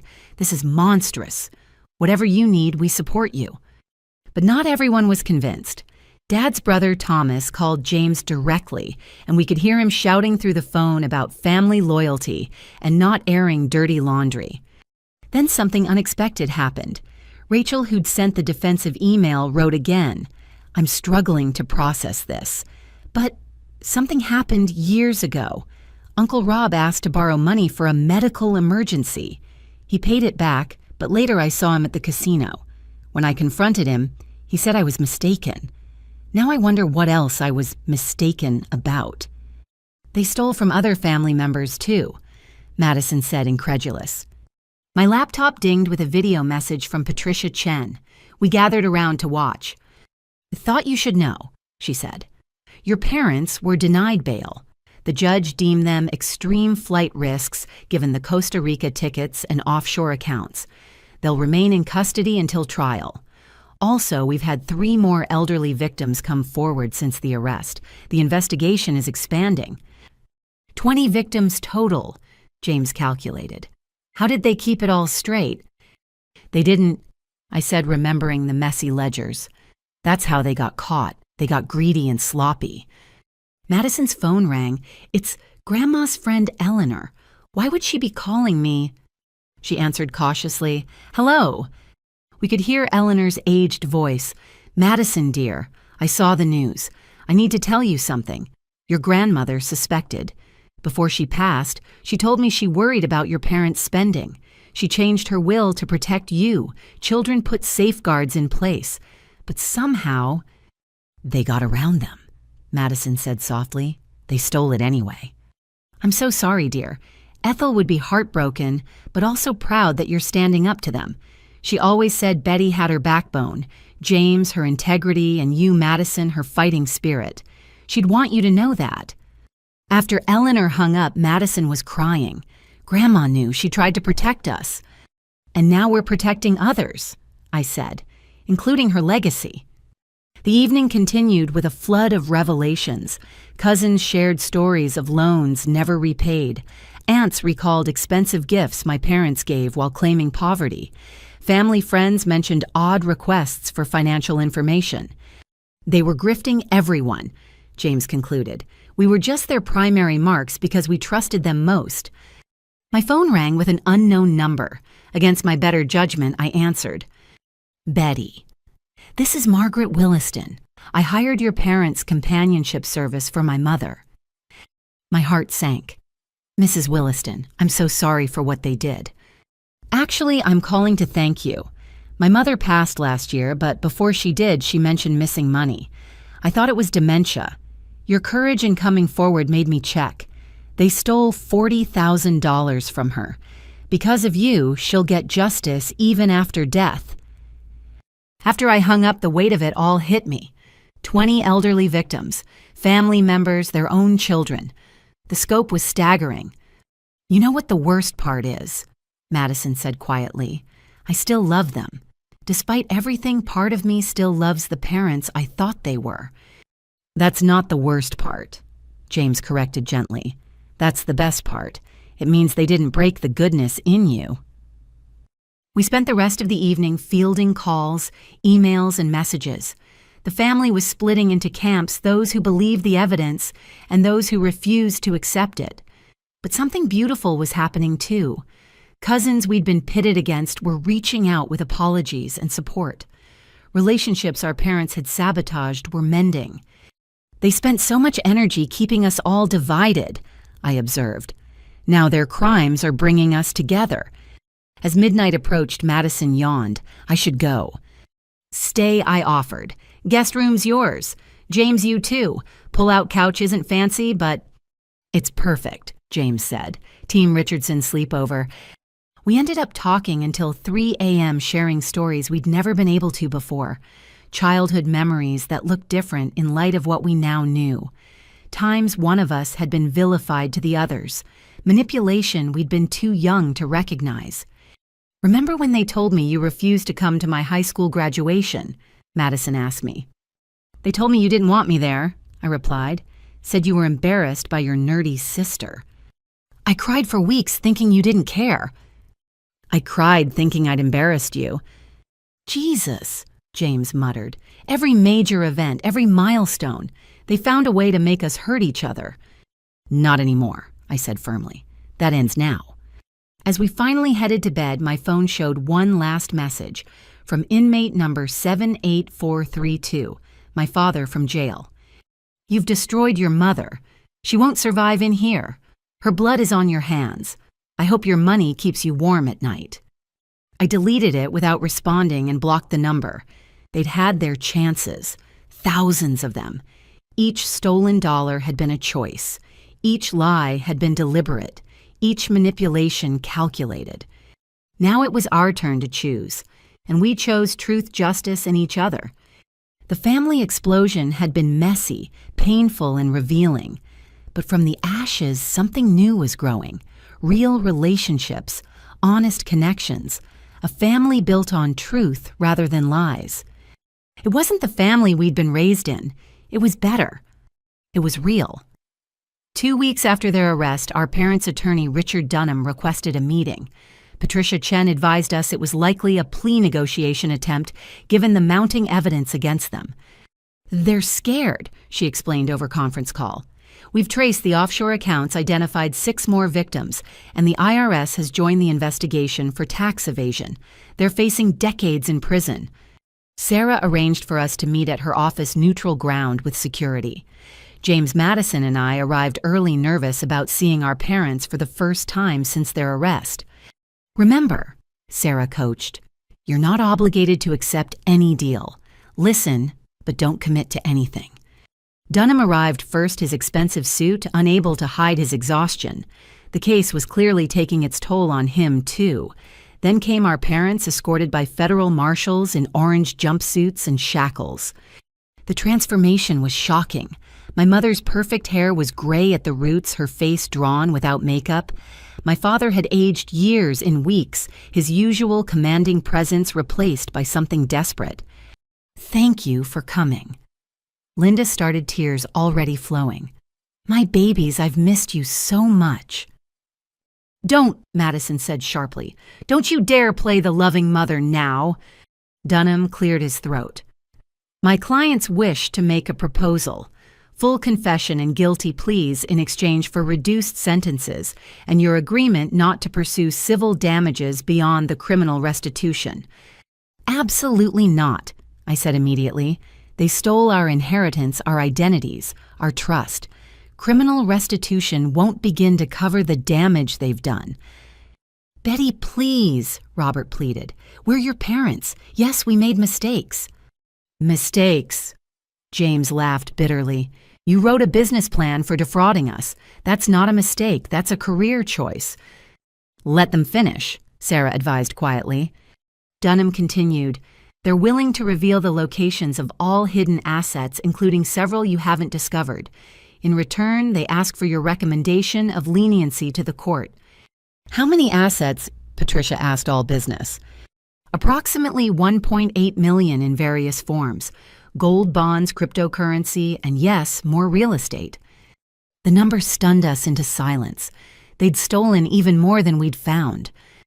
"Where did it all come from?" Madison asked quietly. "How could you steal so much?"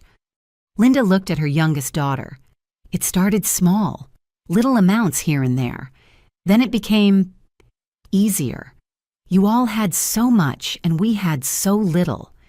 "You had a paid-off house and Dad's pension," I protested. "It wasn't enough," Robert said. "Not for the life we deserved. We worked hard our whole lives. We earned comfort in retirement." "With our money," James stated flatly, "you felt entitled to steal because you deserved luxury." "We were going to pay it back," Linda insisted. "The investments would have grown. You would have gotten everything eventually." "When?" Madison demanded. "When we found your bodies in Costa Rica. When the life insurance policies you took out on us paid out." Dunham intervened. "Let's focus on the present. My clients are offering complete cooperation. Every asset, every victim's information, every detail of their operations. This saves the government years of investigation and guarantees full restitution to all victims." Patricia considered this. "What sentence are you proposing?" 5 years, each minimum security. With good behavior, they'd be out in 3. No, I said firmly. They stole 20 years of our lives through manipulation and financial abuse. 3 years is insulting. Betty's right, James agreed. They've shown no real remorse, just regret at getting caught. Sarah pulled us aside for a private conference. The hidden assets are significant. That money could help all the victims recover faster. But accepting this deal means they'll be out relatively soon. What does Patricia think? Madison asked. The FBI wants those assets. Patricia admitted joining our huddle, but I support whatever decision you make. We have enough to convict without a deal. We returned to the table. I looked at my parents, searching for any sign of genuine remorse. My mother was crying, but I'd seen those strategic tears too many times. My father stared at the table, jaw clenched in anger rather than regret. We need more, I announced. Full cooperation isn't enough. We want public acknowledgement of what you did. No more playing victim. You admit to everything publicly in court. Absolutely not, Robert exploded. You want to humiliate us? You humiliated yourselves, Madison shot back. We want the truth on record. No sealed deals, no hiding behind legal technicalities. You stand up and admit you systematically defrauded your children and elderly victims. And, James added, you sign away all rights to contact us. Ever. No letters from prison, no messages through third parties. We're done being your victims. Linda sobbed harder. You're asking us to give up our children forever. You gave us up the first time you stole from us, I said coldly. This just makes it official. Dunham whispered urgently with them. Arguments erupted between my parents, their unity cracking under pressure.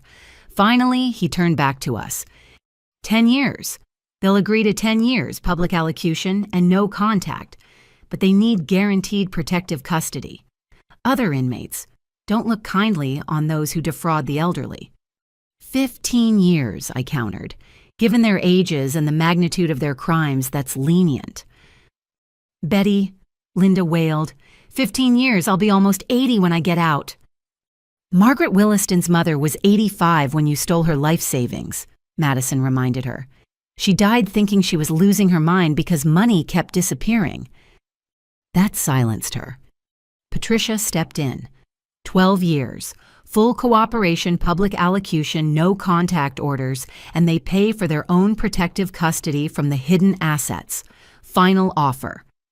Dunham conferred with them again. My father's face was purple with rage, but my mother was whispering urgently. Finally defeated, they nodded. We need the victim impact statements included in the sentencing, Sarah added. All 26 victims get to be heard. 26. Linda looked stunned. There weren't. 26 confirmed so far, Patricia confirmed. Your elderly victims, your children, and several family members you borrowed from over the years. The reality of their crimes finally seemed to hit them, or maybe it was just the reality of consequences. Draw up the agreement, Dunham said tiredly. They'll sign. As lawyers handled paperwork, our parents sat in defeated silence.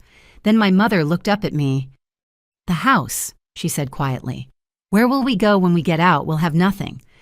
That's not our problem, I replied. Maybe you should have thought about that before stealing everything we had. So cold, she whispered. I didn't raise you to be so cold. No, I agreed. You raised me to be financially responsible, to document everything, to know my worth. Turns out those lessons work both ways. My father finally spoke, his voice bitter. You think you've won, you've lost your parents, your family. For what money? We lost our parents years ago, James said quietly. We just didn't know it yet, and we didn't lose family. We found each other. Madison nodded. We're more family now than we ever were under your manipulation. The marshals indicated time was up. As they prepared to leave, Linda made one last plea. I love you, despite everything I love all 3 of you. I believe you, I said, surprising everyone, including myself. You love us the way you love everything else, as possessions, as investments, as things to control and profit from. That's not the love children need from their parents. But it's the only love you taught us, Madison added, which is why we're strong enough to walk away from it. They were led out, my mother sobbing, my father stone-faced. Dunham gathered his files, looking relieved to be done with them. For what it's worth, he said quietly, this is the right choice. They were planning to claim mental incompetence if the deal fell through, blame everything on gambling addiction and diminished capacity.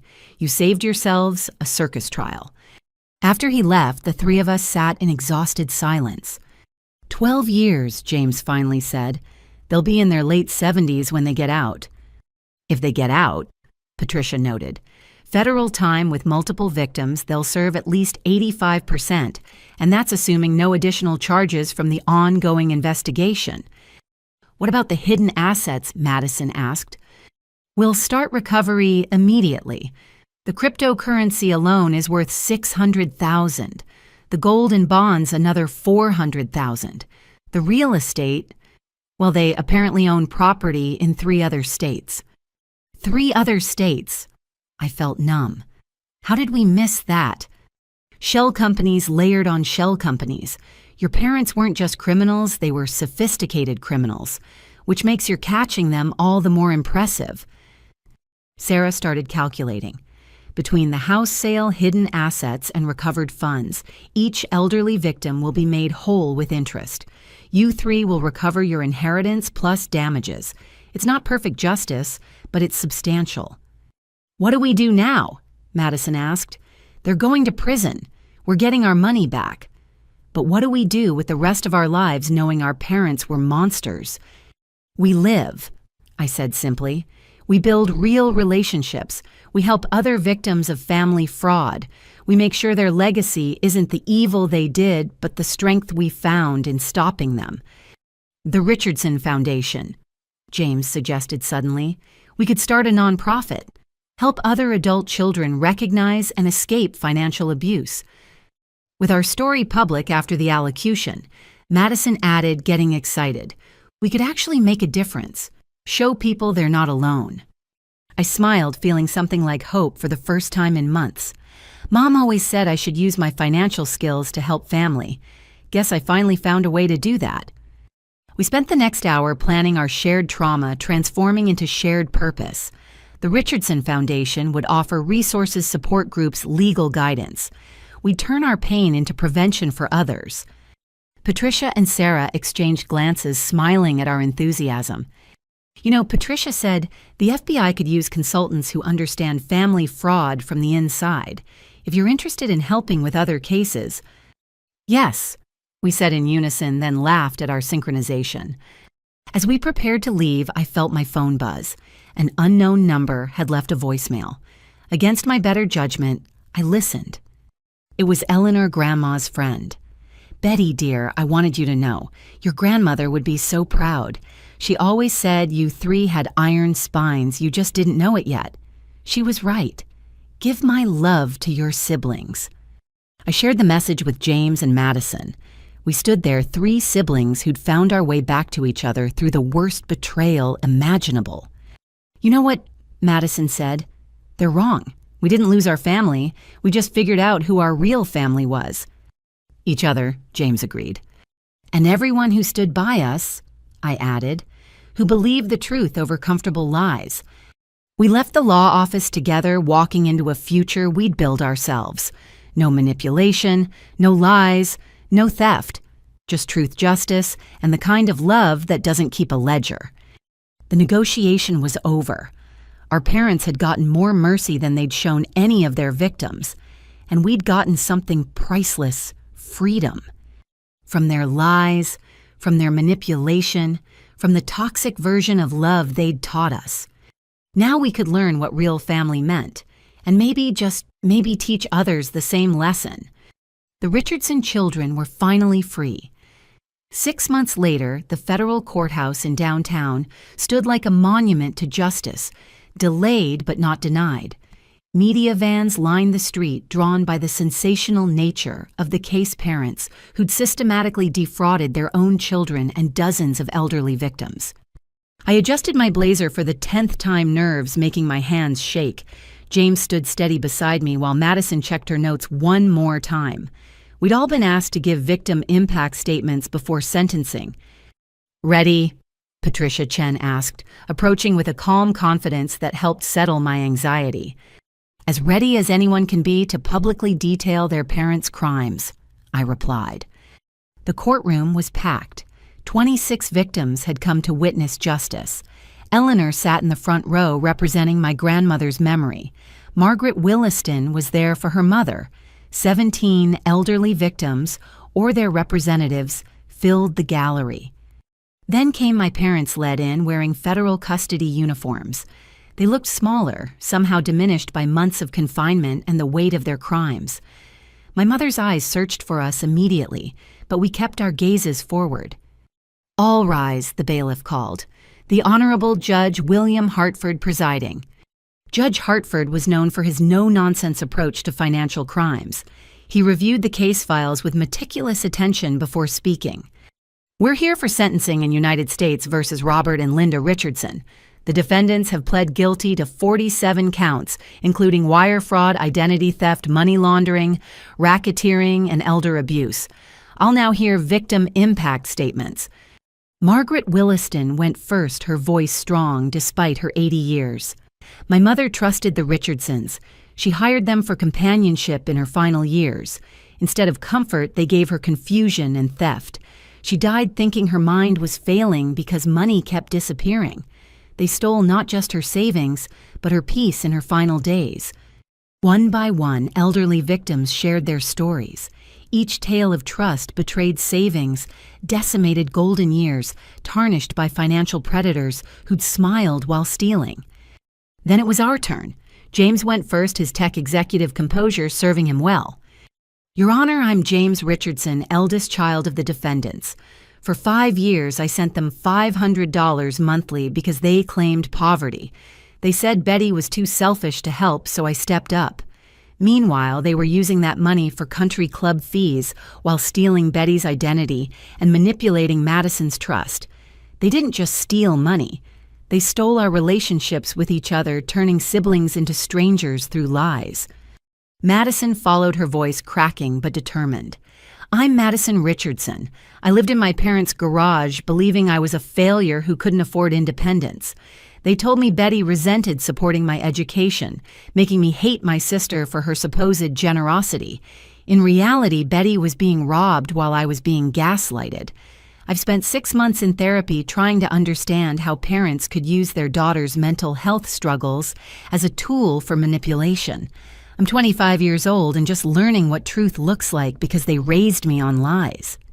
Finally, my turn. I walked to the podium on unsteady legs, my prepared statement in hand. But when I looked at my parents, the words I'd rehearsed felt insufficient. "Your Honor, I'm Betty Richardson. The forensic analysis shows my parents stole $47,000 directly from my accounts. But that number doesn't capture the full theft. They stole my security. I skipped meals believing I couldn't afford food. They stole my opportunities. I missed career-advancing conferences thinking I was broke. They stole my relationships. I declined my best friend's wedding because travel seemed impossible. They stole my health. I delayed medical care to save money that was already gone." I paused, gathering strength. But worst of all, they stole my trust. Not just in them, but in myself. Every financial decision I made was colored by anxiety they created. Every relationship was tainted by their warnings about others' greed, projection of their own crimes. They raised me to be financially responsible while robbing me blind, creating a special kind of psychological torture that therapy is only beginning to address. The prosecution claims this was sophisticated financial crime. I disagree. It was intimate terrorism. They weaponized parental love, turned natural trust into vulnerability, and transformed family bonds into chains of exploitation. The life insurance policies they took out on me without my knowledge, that was them betting on my death being more valuable than my life. How does a daughter recover from learning her parents saw her as a potential payoff? My voice broke slightly, but I continued. They taught me everything about money except how to protect it from them. Now I use those lessons to help other victims through the Richardson Foundation. Their legacy won't be the pain they caused, but the healing we create despite them. That's my justice, turning their weapons into tools for others' freedom. I returned to my seat, Madison gripping my hand tightly. Our parents sat frozen, perhaps finally understanding the true magnitude of their crimes through their victims' eyes. Judge Hartford called a brief recess, the emotional weight of testimony filling the courtroom. When we reconvened, he addressed the defendants. Mr. and Mrs. Richardson, before I pronounce sentence, do you have anything to say? They'd agreed to full allocution as part of their plea. Robert stood first, reading from a prepared statement in a monotone that suggested his lawyer's heavy editing. I admit to systematically defrauding my children and elderly clients. I created false emergencies to extract money from James. I used Betty's credit without authorization. I manipulated Madison's trust while stealing her inheritance. I targeted vulnerable seniors through our companionship service. These were not mistakes, but calculated crimes. I accept responsibility and apologize to all victims. He sat down without looking at us. Linda stood next, tears streaming. I participated in defrauding our children and clients. I kept detailed records of our thefts, which I called investments, to justify my actions. I used emotional manipulation to prevent discovery, turning our children against each other. I stolen from my own mother's estate and lied about it for years. I am deeply sorry for the pain I've caused. Her sobs echoed in the courtroom, but I'd heard those strategic tears too often to be moved. Judge Hartford nodded, then began his pronouncement. Financial crimes within families are particularly heinous because they exploit the deepest human truths. That children trust their parents, that elderly trust their caregivers.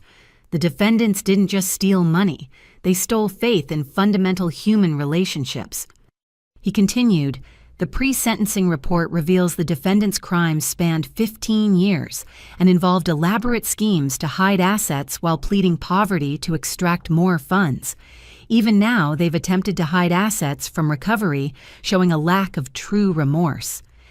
Wait, what? Patricia whispered. Hidden assets beyond what they revealed. Judge Hartford held up a document. The FBI discovered an annuity in the Bahamas worth $300,000 purchased with stolen funds and not disclosed in plea negotiations. This breach of agreement allows me to depart from sentencing guidelines. Dunham jumped up. Your Honor, my clients were unaware. Sit down, counselor. Ignorance of hidden assets worth $300,000 strains credibility.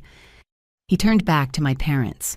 Robert Richardson, I sentence you to 18 years in federal prison. Linda Richardson, same sentence. You'll serve this time consecutively with any state charges, pay full restitution to all victims, and lifetime supervised release if you survive incarceration. 18 years. They'd be in their 80s if they got out. Linda collapsed, wailing. Robert's face turned purple with rage.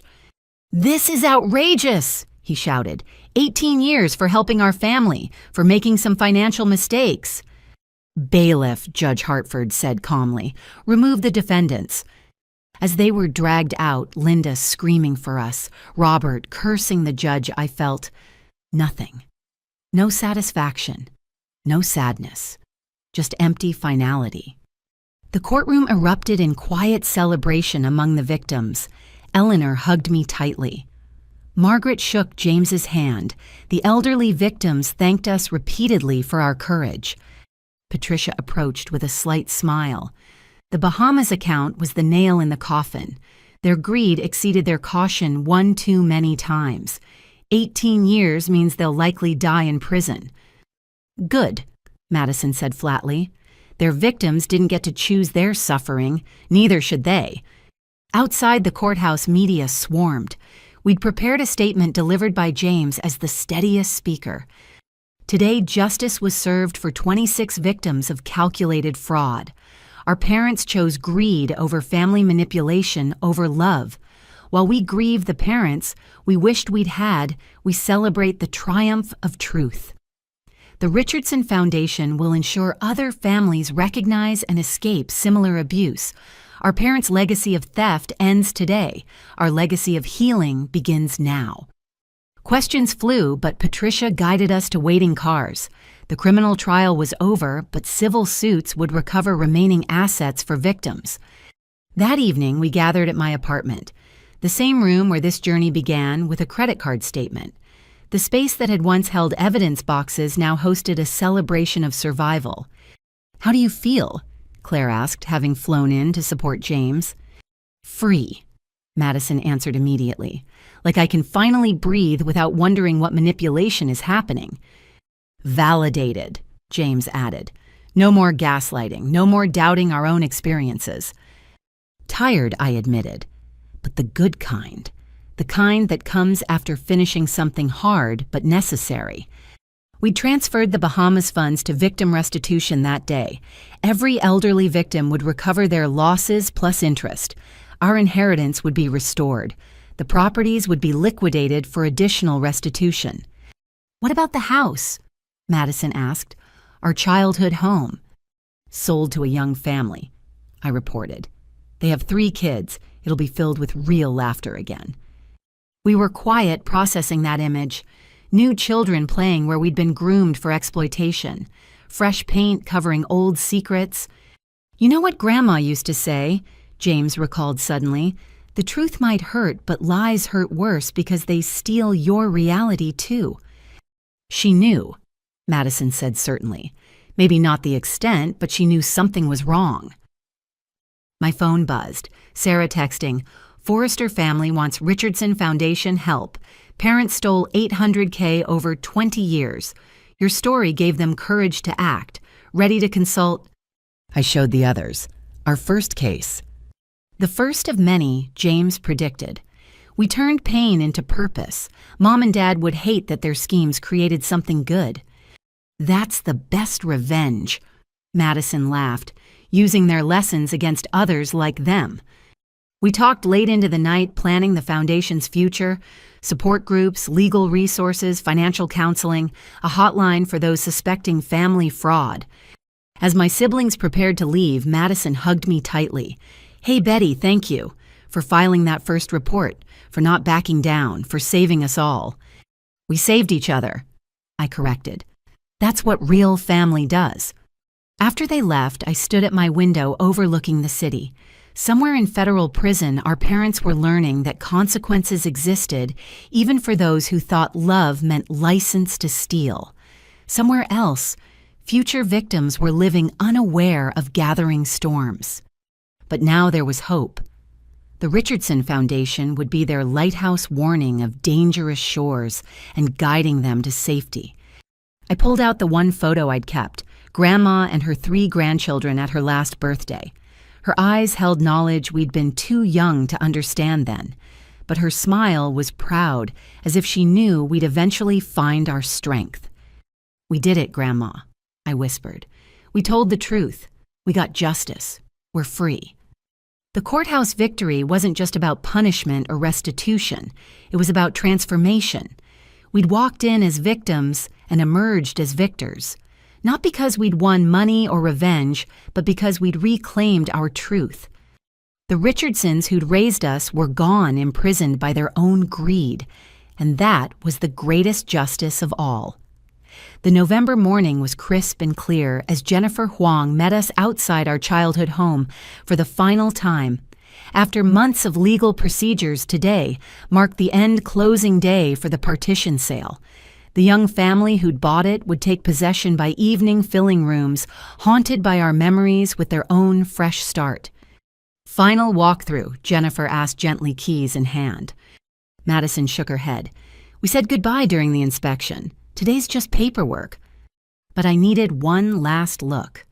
5 minutes, I requested. James and Madison waited outside while I entered alone. The house stood empty now, our parents' possessions either in storage or liquidated for victim restitution. Sunlight streamed through bare windows, illuminating dust motes that danced in spaces where family photos once hung. I walked through each room, not seeking nostalgia but closure. The kitchen where Mom had taught me to bake while scheming to steal my future earnings. The living room where Dad had lectured about financial responsibility while committing fraud. The dining table where we'd shared meals seasoned with lies. In my old bedroom, I found something unexpected. Carved into the closet doorframe were height measurements from childhood. Betty, age 7, in Dad's handwriting. Before the crimes, before the theft, when they were still just parents, not predators. Or had they always been both? I'd never know when love became leverage, when parenting became plotting. "Betty," Madison called. "The buyers are here." I touched the measurements one last time, then left without looking back. Some questions didn't need answers. Some wounds just needed time. Outside, the Chen family waited nervously. No relation to our forensic accountant or prosecutor, just cosmic irony at its finest. They had 3 young children who raced around the yard with the fearless joy of kids who'd never learned homes could be built on betrayal. "Thank you for accepting our offer," Mrs. Chen said warmly. "We know this must be difficult." "It's perfect," I assured her. "This house needs laughter again, real laughter." At the title company, stacks of documents awaited. Jennifer guided us through each signature with practiced efficiency. With every page, our childhood home transformed from crime scene to asset, from prison to profit. "Final sale price $820,000, she announced. "After fees and paying off the refinance loan your parents took, Betty receives $487,000 as 75% owner. Your parents' 25% goes to victim restitution." I signed the disbursement papers, officially dividing my portion equally among the 3 of us. $162,000 each. Not enough to erase the pain, but enough to build new foundations. "That's not necessary," James protested again. "It's justice," I countered. "We all suffered. We all deserve restoration." Madison had tears in her eyes. "This money, it's more than I've ever had, more than I thought I'd ever have." "It's yours," I said firmly. "Free and clear. No strings, no manipulation, no guilt, just yours." The notary stamped the final documents. Jennifer handed over the proceeds checks with a smile. "Congratulations. You're officially free of that house." Outside, we stood in the parking lot holding checks that represented so much more than money. Freedom, justice, the end of our parents' hold on our lives. "I know what I'm doing with mine," Madison announced. "Finishing my real degree, the one I actually want, not what they told me to study. Art therapy. I want to help kids from toxic families express what they can't say." "Claire and I are setting up college funds for the kids," James said, "but in trusts they control, not us.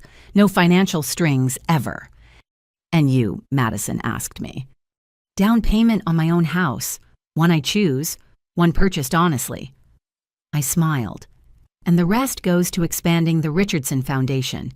We've had 40 families reach out since the trial." My phone rang. Patricia Chen. "Thought you'd want to know," she said. "The Bahamas annuity cleared. Another $300,000 for victim restitution. Every single victim will be made whole with interest." "Every elderly victim, you mean," I corrected. "James Madison and I are still calculating costs." "Fair point. How's today going?" "The house is sold. We're free." "Good, because I have another update. Your parents' commissary account records show interesting activity. They've been trying to hire someone to check on you. The prison intercepted it, but stay vigilant." Even from federal prison, they were trying to manipulate and monitor. Some habits died hard. Others apparently didn't die at all. "Thanks for the warning." After hanging up, I shared the news with my siblings. "Unbelievable," James muttered. 18 years in prison and they're still trying to control us." "Not control," Madison said thoughtfully. "Punish. They can't stand that we're free and thriving. It breaks their narrative that we're helpless without them." Jennifer joined us, commission check in hand, but expression sympathetic. "I've sold a lot of houses, but this one, knowing the story, seeing you 3 come together through this, it's special. That house held a lot of pain. Now it can hold joy again. New memories erasing old ones. I agreed. As Jennifer left, we remained in the lot, reluctant to separate despite having what we'd come for. The sale was complete, but something felt unfinished. "Want to drive by one more time?" Madison suggested. "Say goodbye properly." We piled into James's rental car, driving the familiar route one last time. The neighborhood looked different, somehow less ominous, without the weight of secrets. Normal families living normal lives, unaware of the drama that had unfolded behind our perfect suburban facade. The Chen family's moving truck was already there, Mr. Chen directing movers while the children played on the lawn. Our mother's prized rose bushes would bloom for strangers now. Our father's meticulously maintained garage would hold another family's tools. "Look," Madison pointed, "they're putting up a swing set." Where our father had installed security cameras to monitor our coming and going, they were creating a playground. It felt like poetic justice. I hated this house, I admitted. Even before knowing about the crimes, it always felt like a performance space, not a home. "Because it was," James said. "We were props in their show, the successful children proving what good parents they were while they robbed us blind." "Not anymore," Madison said firmly. "Now we're the authors of our own stories." As we drove away, I caught a glimpse in the rearview mirror of Mrs. Chen hanging a welcome sign on the door. Welcome. Something we'd never truly been in that house despite living there for years. My phone buzzed. A text from Eleanor. "Your grandmother would be so proud. You turned pain into purpose, loss into liberation. The money from the house, she'd call it interest on the love she invested in you three." I shared it with my siblings, and we sat in comfortable silence as James drove us back to the city. 3 orphans of living parents, richer not just in money, but in truth. That evening, we met at a restaurant to celebrate. Not the fancy kind our parents would have chosen to impress, but a comfortable place where we could talk freely. Claire had flown in again, and Madison brought her new boyfriend, someone she'd met in therapy, who understood complicated family dynamics. "To freedom," James toasted, raising his glass. "To justice," Madison added. "To family," I concluded, "the kind we choose." We clinked glasses, the sound ringing clear and true. No lies lurking beneath the celebration, no hidden agendas or mental ledgers. Just 3 siblings who'd survived the worst betrayal and emerged stronger. "So what's next?" Claire asked. "The criminal trial's done. The house is sold. The foundation is growing. What do you 3 do now?" "Heal," Madison said simply. "Actually properly heal. I've spent 6 months in therapy just unpacking the gaslighting. There's years more work ahead." "Build," James added. "My relationship with my kids, with you 2, with trust itself. Mom and Dad broke so much more than laws." "Learn," I said. "How to have relationships without transaction logs, how to trust without triple verification, how to love without ledgers." "And the foundation," Claire prompted. "Becomes our legacy," I said. Every family we help escape financial abuse rewrites our parents' story. They wanted to be remembered as successful people who raised successful children. Instead, they'll be remembered as cautionary tales, whose victims became victors. The waiter brought our meals. Nothing fancy, just good food honestly paid for. No theft seasoning the pasta, no fraud financing the wine. Every bite tasted like freedom. "I've been thinking," Madison said between bites, "about forgiveness. Everyone keeps asking if we'll ever forgive them." And James prompted, "I don't think forgiveness is the goal. Peace is. And I can find peace without absolving them. They made choices every single day to hurt us. Thousands of choices over decades. That's not a mistake requiring forgiveness. That's a pattern requiring boundaries." "Permanent boundaries," I agreed, "enforced by federal prison, thankfully." "You know what I realized?" James added. "I spent so much energy hating them, but hate is just another chain connecting us. I'm aiming for indifference. They become strangers who happen to share DNA. Strangers we're protected from by restraining orders," Madison added with dark humor. As we finished dinner, my phone showed an email from a family in Texas. Their elderly mother had been swindled by her son, and they'd found our foundation online. Could we help? Always, I typed back. The Richardson Foundation exists to help families recognize and escape financial abuse. Let's schedule a consultation. Another one, Madison asked, reading over my shoulder. The 41st inquiry this week. Patricia thinks we've only scratched the surface. Family financial abuse is underreported because people feel ashamed.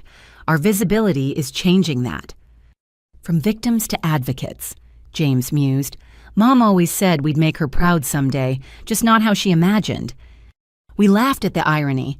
Linda Richardson had dreamed of successful children she could brag about and exploit. Instead, she'd created successful children whose success came from exposing her crimes. As we prepared to part ways, James back to Seattle, Madison, to her new apartment, me to my life no longer defined by theft, we stood in the restaurant parking lot, reluctant to separate. Same time next month, Madison suggested. Richardson sibling dinner, no drama, just checking in. Wouldn't miss it, James and I said together.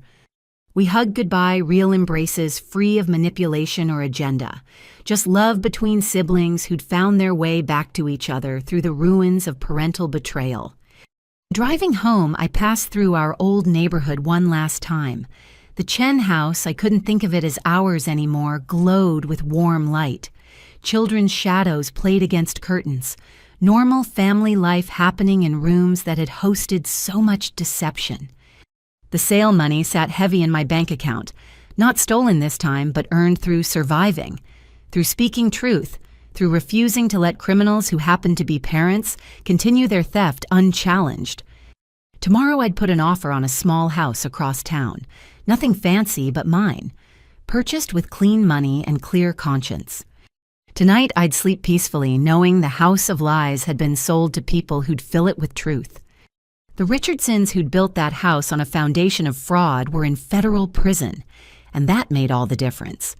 3 months after the house sale, I sat in my new home office, a small but sunny room in the modest house I'd bought with clean money. The computer screen showed another email from the federal prison forwarded by Patricia Chen as required by the restraining order. This one was different from the usual manipulative pleas or angry accusations. Betty. My mother had written, "I need you to know the truth." I almost deleted it, but something made me continue reading. Dr. Harrison, the prison psychiatrist, has diagnosed me with narcissistic personality disorder and antisocial personality disorder. Your father has the same diagnoses. We're in mandatory therapy, and I'm beginning to understand what we did to you. Not excusing it. Dr. Harrison says that's the first step, stopping the excuses. But I wanted you to know we're finally facing the truth about ourselves. I'm sorry, not the sorry that comes with "but" attached. Just sorry. Linda. I stared at the screen, emotions churning. After months of denial and manipulation, was this real acknowledgement? Or just another manipulation tactic refined by therapy vocabulary? My phone rang. James. Did you get it too? He asked without preamble. The diagnosis email, yeah. What do you think? I think I need to call Dr. Harrison. Patricia had included the psychiatrist's contact information, noting he was authorized to discuss general treatment approaches, though not specific patient details. Dr. Harrison returned my call within an hour. His voice was professional, but warm. Ms. Richardson, I understand you have questions about your parents' treatment. Are they actually capable of change? I asked bluntly. Or is this just sophisticated manipulation? He paused carefully. Without violating confidentiality, I can say that individuals with these diagnoses can develop insight into their behaviors. Whether they can fundamentally change their personality patterns is complex. What matters more might be whether you need them to change for your own healing. I realized as I said it. I need to understand for the foundation. We help other families recognize these patterns. Then I can share that your parents' patterns are textbook. The financial exploitation, the triangulation between children, the grandiose sense of entitlement, all classic presentations. Your family's story has actually become a teaching case here, with identifying details removed, of course. After we hung up, I called an emergency sibling meeting. Madison and James appeared on video, both looking troubled. "It doesn't change anything," Madison said firmly after I shared the psychiatrist's insights. "Understanding why they're monsters doesn't make them less monstrous." "But it might help our foundation work," James pointed out. "If we can help families recognize these personality patterns earlier." I pulled up our foundation website where inquiries had surpassed 300. "We need professional guidance. What if we hire a forensic psychologist as a consultant? Someone who can help us understand the intersection of personality disorders and financial abuse." "Yes," Madison agreed immediately. "Education, not just emergency response." That decision led to Dr. Sarah Kim joining our team 2 weeks later. Her first presentation to our support group was revelatory. Financial abuse in families often follows predictable patterns based on the abuser's personality structure, she explained to the 20 attendees. Understanding these patterns isn't about excusing behavior. It's about recognizing red flags and protecting yourself. Margaret Williston, who'd become a regular attendee despite recovering her mother's money, raised her hand. "My mother's caregiver seems so normal, so caring. How did we miss it?" "Because people with these disorders can be incredibly charming when it serves their purposes," Dr. Kim explained. "They study their victims, learn what you need to hear, and mirror it back perfectly, until they have what they want." A young man named David shared next. "My mom has been borrowing from me for years. Always emergencies, always desperate. But she drives a Mercedes and takes vacations. Am I being selfish for wanting to stop?" The group responded with unanimous support, sharing similar stories. The patterns were eerily consistent: charm, crisis, manipulation, theft, gaslighting when questioned. "You're not selfish," I assured David. "You're recognizing exploitation. There's a difference between helping family and enabling theft." After the meeting, Dr. Kim pulled me aside. "Your parents' case files. Would you be comfortable sharing them for training purposes? Obviously anonymized, but the documentation is exceptional. If it helps other families, absolutely." That night, Madison called with her own news. "I got accepted the art therapy program at Northwestern. Full scholarship based on my essay about surviving family trauma." "Madison, that's incredible. I wrote about us." She continued, voice thick with emotion, about how art helped me process what words couldn't. The admissions committee said it was one of the most powerful applications they'd received. "From garage-dwelling failure to Northwestern scholar," I said. "Mom and Dad would hate it." "Which makes it even sweeter," she laughed.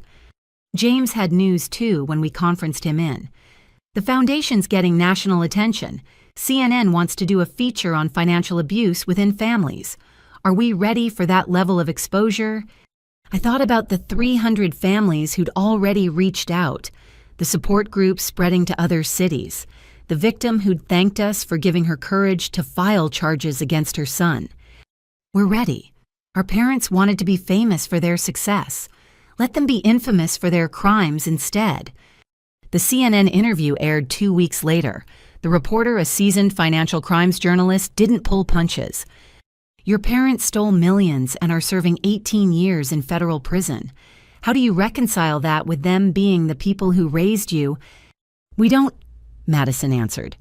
"We accept that the parents who raised us and the criminals who robbed us are the same people. That duality is what made their crimes possible and what makes healing so complicated. The Richardson Foundation has helped recover over $4 million for victims in just 6 months," the reporter continued. "What drives that success? Lived experience," James explained. "We know the tricks because they were used on us. We recognize the patterns because we survived them. Every family we help rewrite their story helps us rewrite ours." "Your parents recently sent letters claiming they're in therapy, taking responsibility. Do you believe them?" I took that one. "Their actions over decades speak louder than letters from prison. Whether they're genuinely developing insight or performing for reduced sentences doesn't matter to us anymore. We're focused on helping victims, not rehabilitating perpetrators. The segment ended with contact information for the foundation. Within hours, our website crashed from traffic. Donations poured in. Victims reached out. Publishers called about book deals. "We need staff," I told my siblings at our emergency strategy meeting. "This is beyond what we can handle as volunteers." "I've been thinking," James said. "What if I take a sabbatical from tech, move back here, run operations full-time? Claire supports it. She says I've been happier doing this work than I've been in years." "And I could do art therapy with victims while in school," Madison offered. "Healing through creation. God knows it's helped me." "So we're really doing this?" I asked. "Making the foundation our careers, turning our trauma into purpose." Madison smiled. "Mom always said we'd amount to nothing without their guidance. Let's prove her wrong by amounting to everything because of their crimes." Over the following weeks, the Richardson Foundation transformed from crisis response to comprehensive support. We hired Dr. Kim full-time, added a financial counselor who'd survived similar abuse, created educational materials for banks to recognize elder financial abuse, developed workshops for adult children setting financial boundaries. The letters from prison continued forwarded dutifully by Patricia, sometimes angry, accusing us of abandoning family, sometimes pleading health scares real or imagined, sometimes seemingly genuine accountability followed immediately by manipulation. We read them only to understand patterns for our work. Our parents had become case studies, nothing more. Then came the letter that changed things. "Betty James Madison," our father wrote, "The FBI found something during asset recovery, a safe deposit box we'd forgotten about.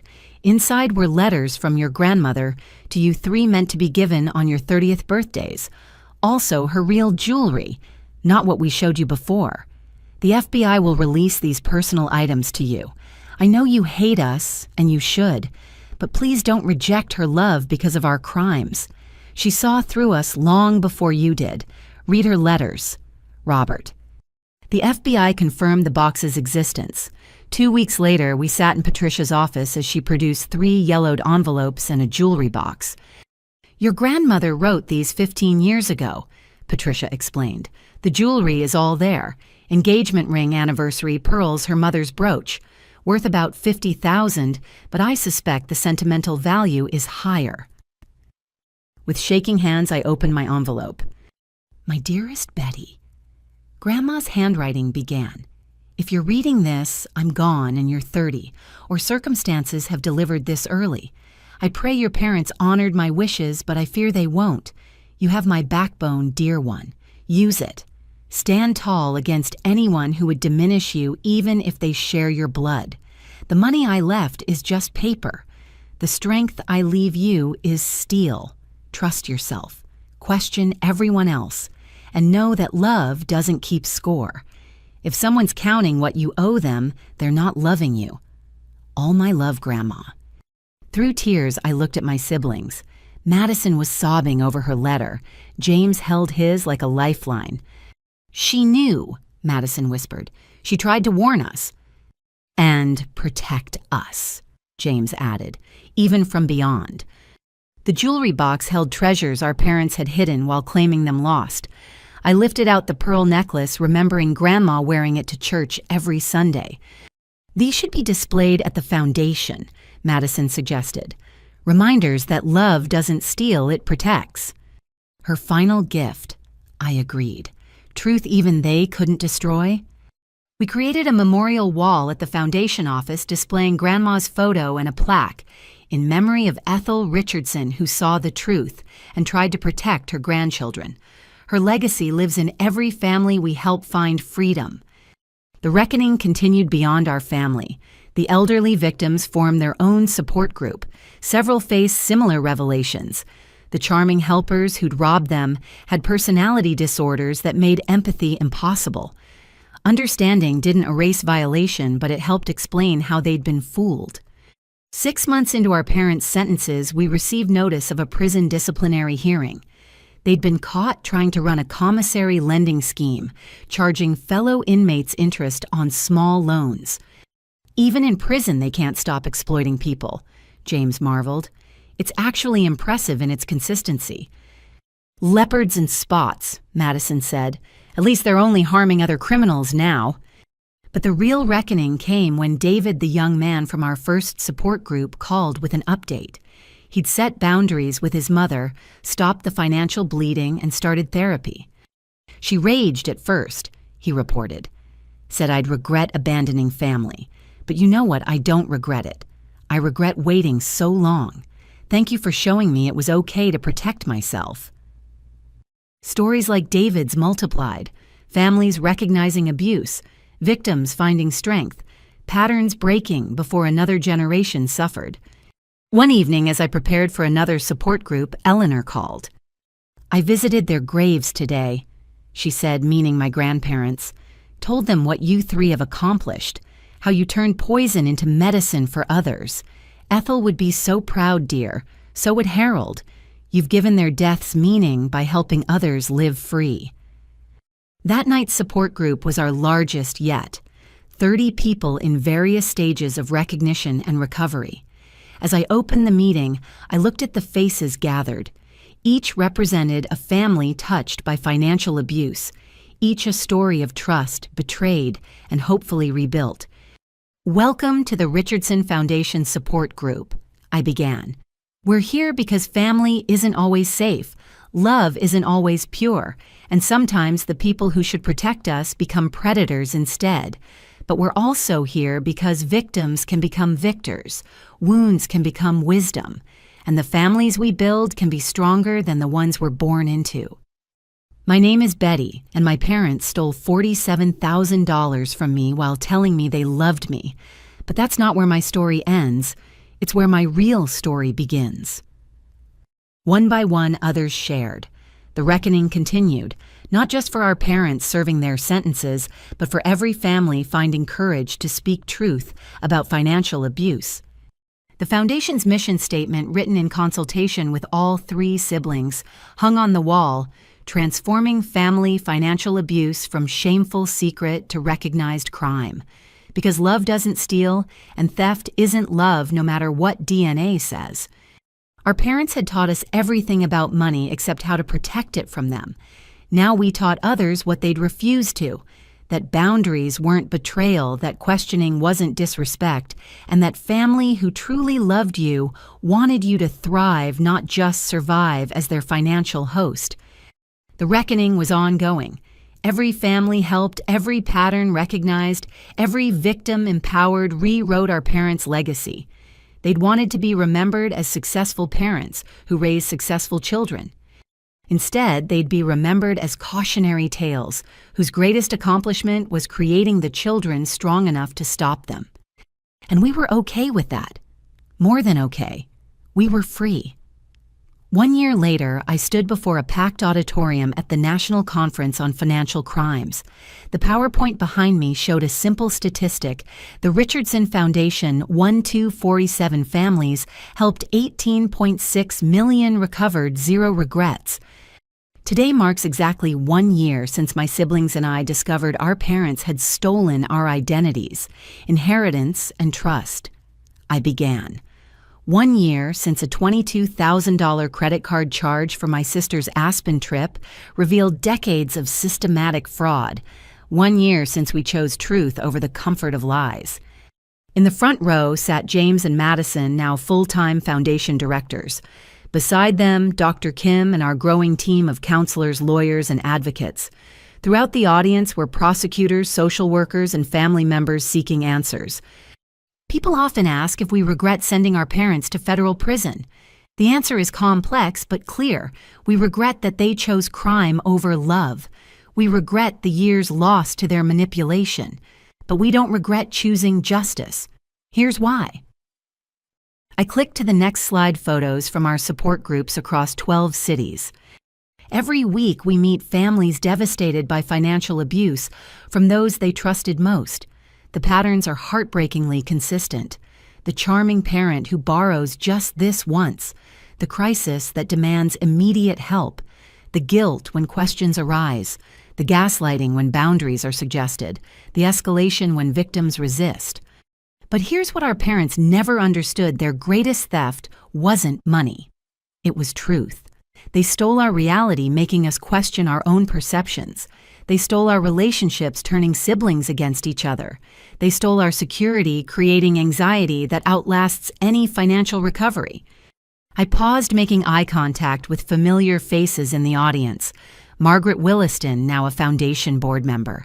Eleanor wearing grandma's pearls we'd gifted her.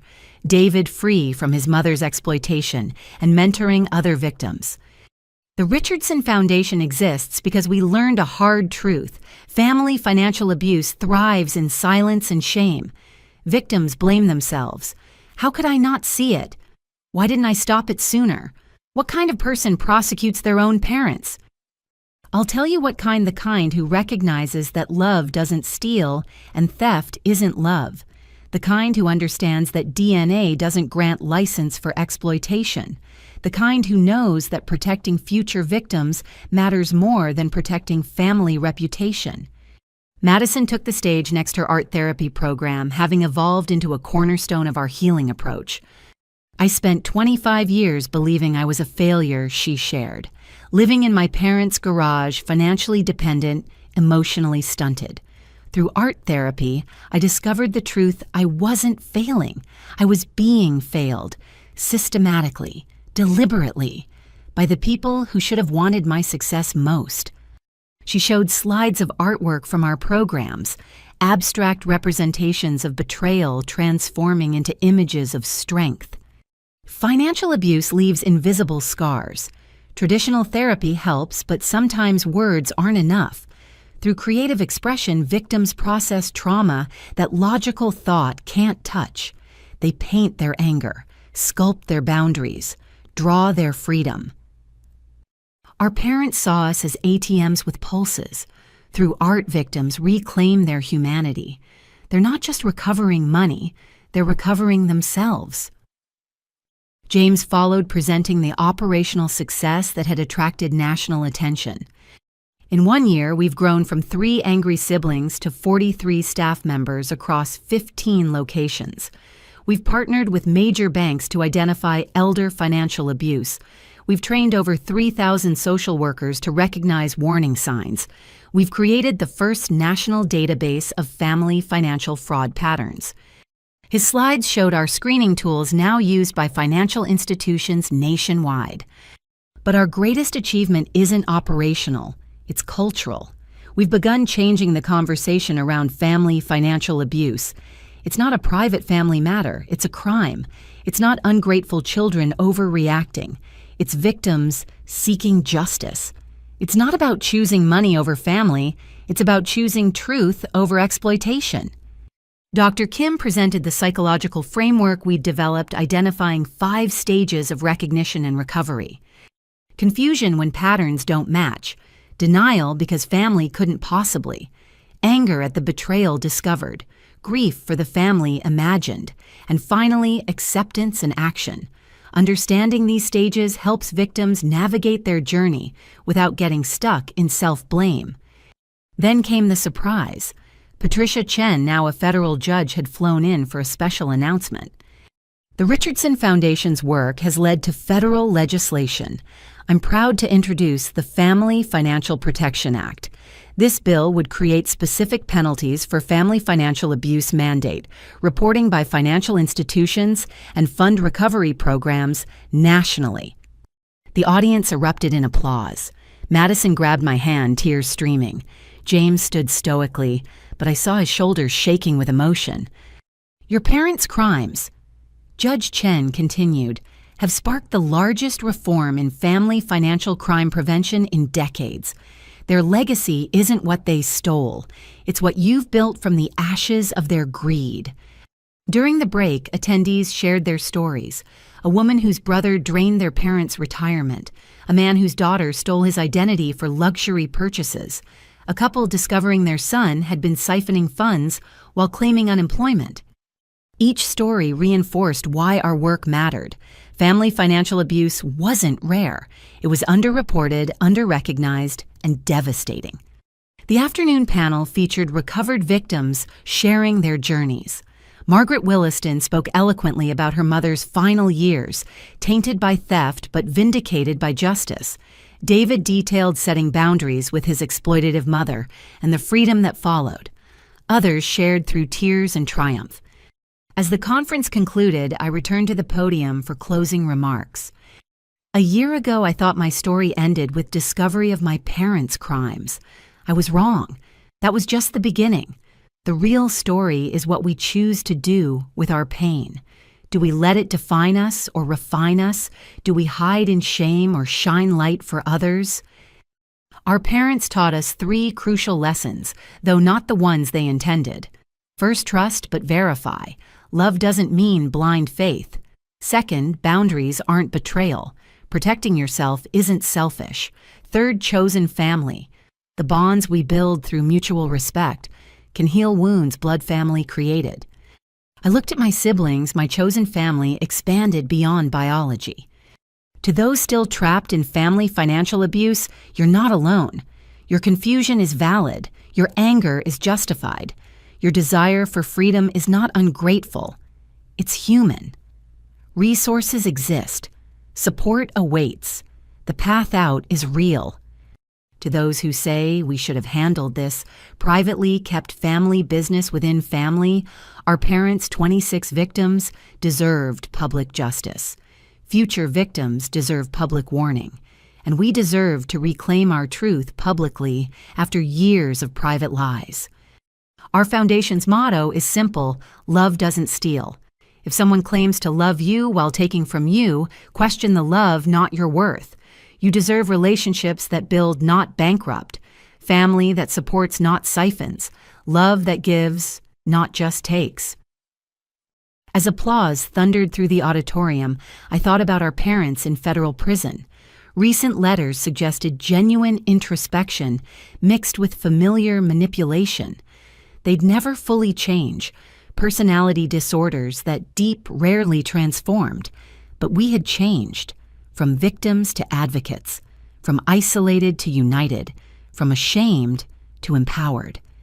After the conference, the 3 of us stood outside the venue processing the day's wait. "Did you ever imagine this when you found that credit card bill?" Madison asked. I imagined confrontation, maybe recovery of some money. Not this. I gestured at the banner reading, National Conference on Financial Crimes featuring the Richardson Foundation. "Our parents wanted a legacy," James observed. "They got one, just not what they planned." My phone buzzed with a text from Eleanor.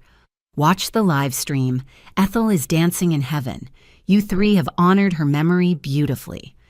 That evening, we held our regular sibling dinner at the same unfancy restaurant where we'd celebrated the house sale. No cameras, no pressure, just 3 people who'd survived the same war comparing battle scars and building plans.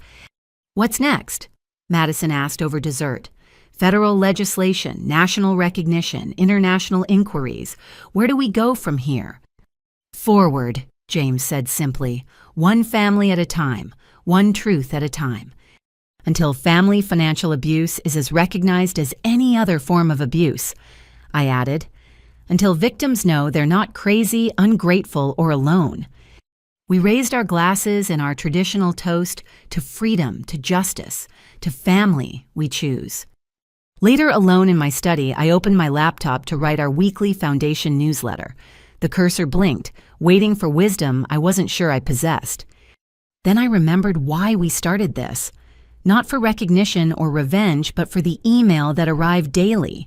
The "thank you for giving me permission to protect myself" messages. The "I thought I was alone until I found your story" revelations. The "my children won't suffer what I did because of your work" promises. I began typing. Dear Richardson Foundation family, today marks 1 year since our journey began. A year of pain transformed into purpose, of isolation becoming community, of victims discovering their voices. To those who found freedom, celebrate your courage. To those still trapped, freedom awaits. To those who judge our choices, we pray you never face what we did. Our parents' crime was theft. Our response is gift. The gift of truth, resources, and hope to families navigating financial abuse. Every dollar recovered, every pattern recognized, every boundary set proves the same eternal truth: love doesn't steal. Thank you for joining us in rewriting this narrative. Together, we're ensuring that family financial abuse moves from shameful secret to recognized crime, that victims find validation, not isolation, that love means support, not exploitation. The lesson of our story isn't about the money stolen or recovered. It's about the power of truth to transform trauma into triumph, the strength found in surviving betrayal, the family built through shared healing rather than shared blood. 1 year later, we're not defined by what was taken from us, but by what we've built from the wreckage. Not by the parents who betrayed us, but by the community that embraced us. Not by the lies we believed, but by the truth we now share. Love doesn't steal. Theft isn't love. And sometimes the greatest act of love is refusing to enable those who would harm you, even if they gave you life. With gratitude and hope, Betty Richardson co-founded the Richardson Foundation. As I hit send delivering the newsletter to thousands of subscribers, I realized the final irony. Our parents had spent decades trying to profit from their children. In the end, their children profited from their crimes, not financially, but purposefully. We'd built something beautiful from their ugliness, something honest from their lies, something healing from their harm. The credit card charge that started everything, $22,000 for Madison's Aspen trip, had seemed catastrophic. Now it felt like the best investment our parents ever made, not in Madison's vacation, but in our freedom. They'd charged luxury to my card without permission. We'd charged forward with our lives without their poison. And that made all the difference. Standing up to those who harm you isn't ungrateful, it's necessary. Building boundaries isn't betrayal, it's wisdom. Choosing truth over comfortable lies isn't cruel, it's love. Real love for yourself and for every victim who sees your courage and finds their own. The Richardson Foundation stands as testament to a simple truth: we can't choose our birth family, but we can choose our response to their choices. We can choose healing over hatred, purpose over pain, truth over lies. And in that choosing, we find freedom. To everyone reading this, what boundaries do you need to set with family who see you as a resource rather than a person? What truths have you been afraid to speak? What freedom awaits on the other side of difficult conversations? Comment below with your story. Like if this resonated. Subscribe to join our community of survivors and thrivers. Share to help someone trapped in family financial abuse see they're not alone. Thank you for being part of our journey from victims to victors. Your support transforms our pain into purpose daily.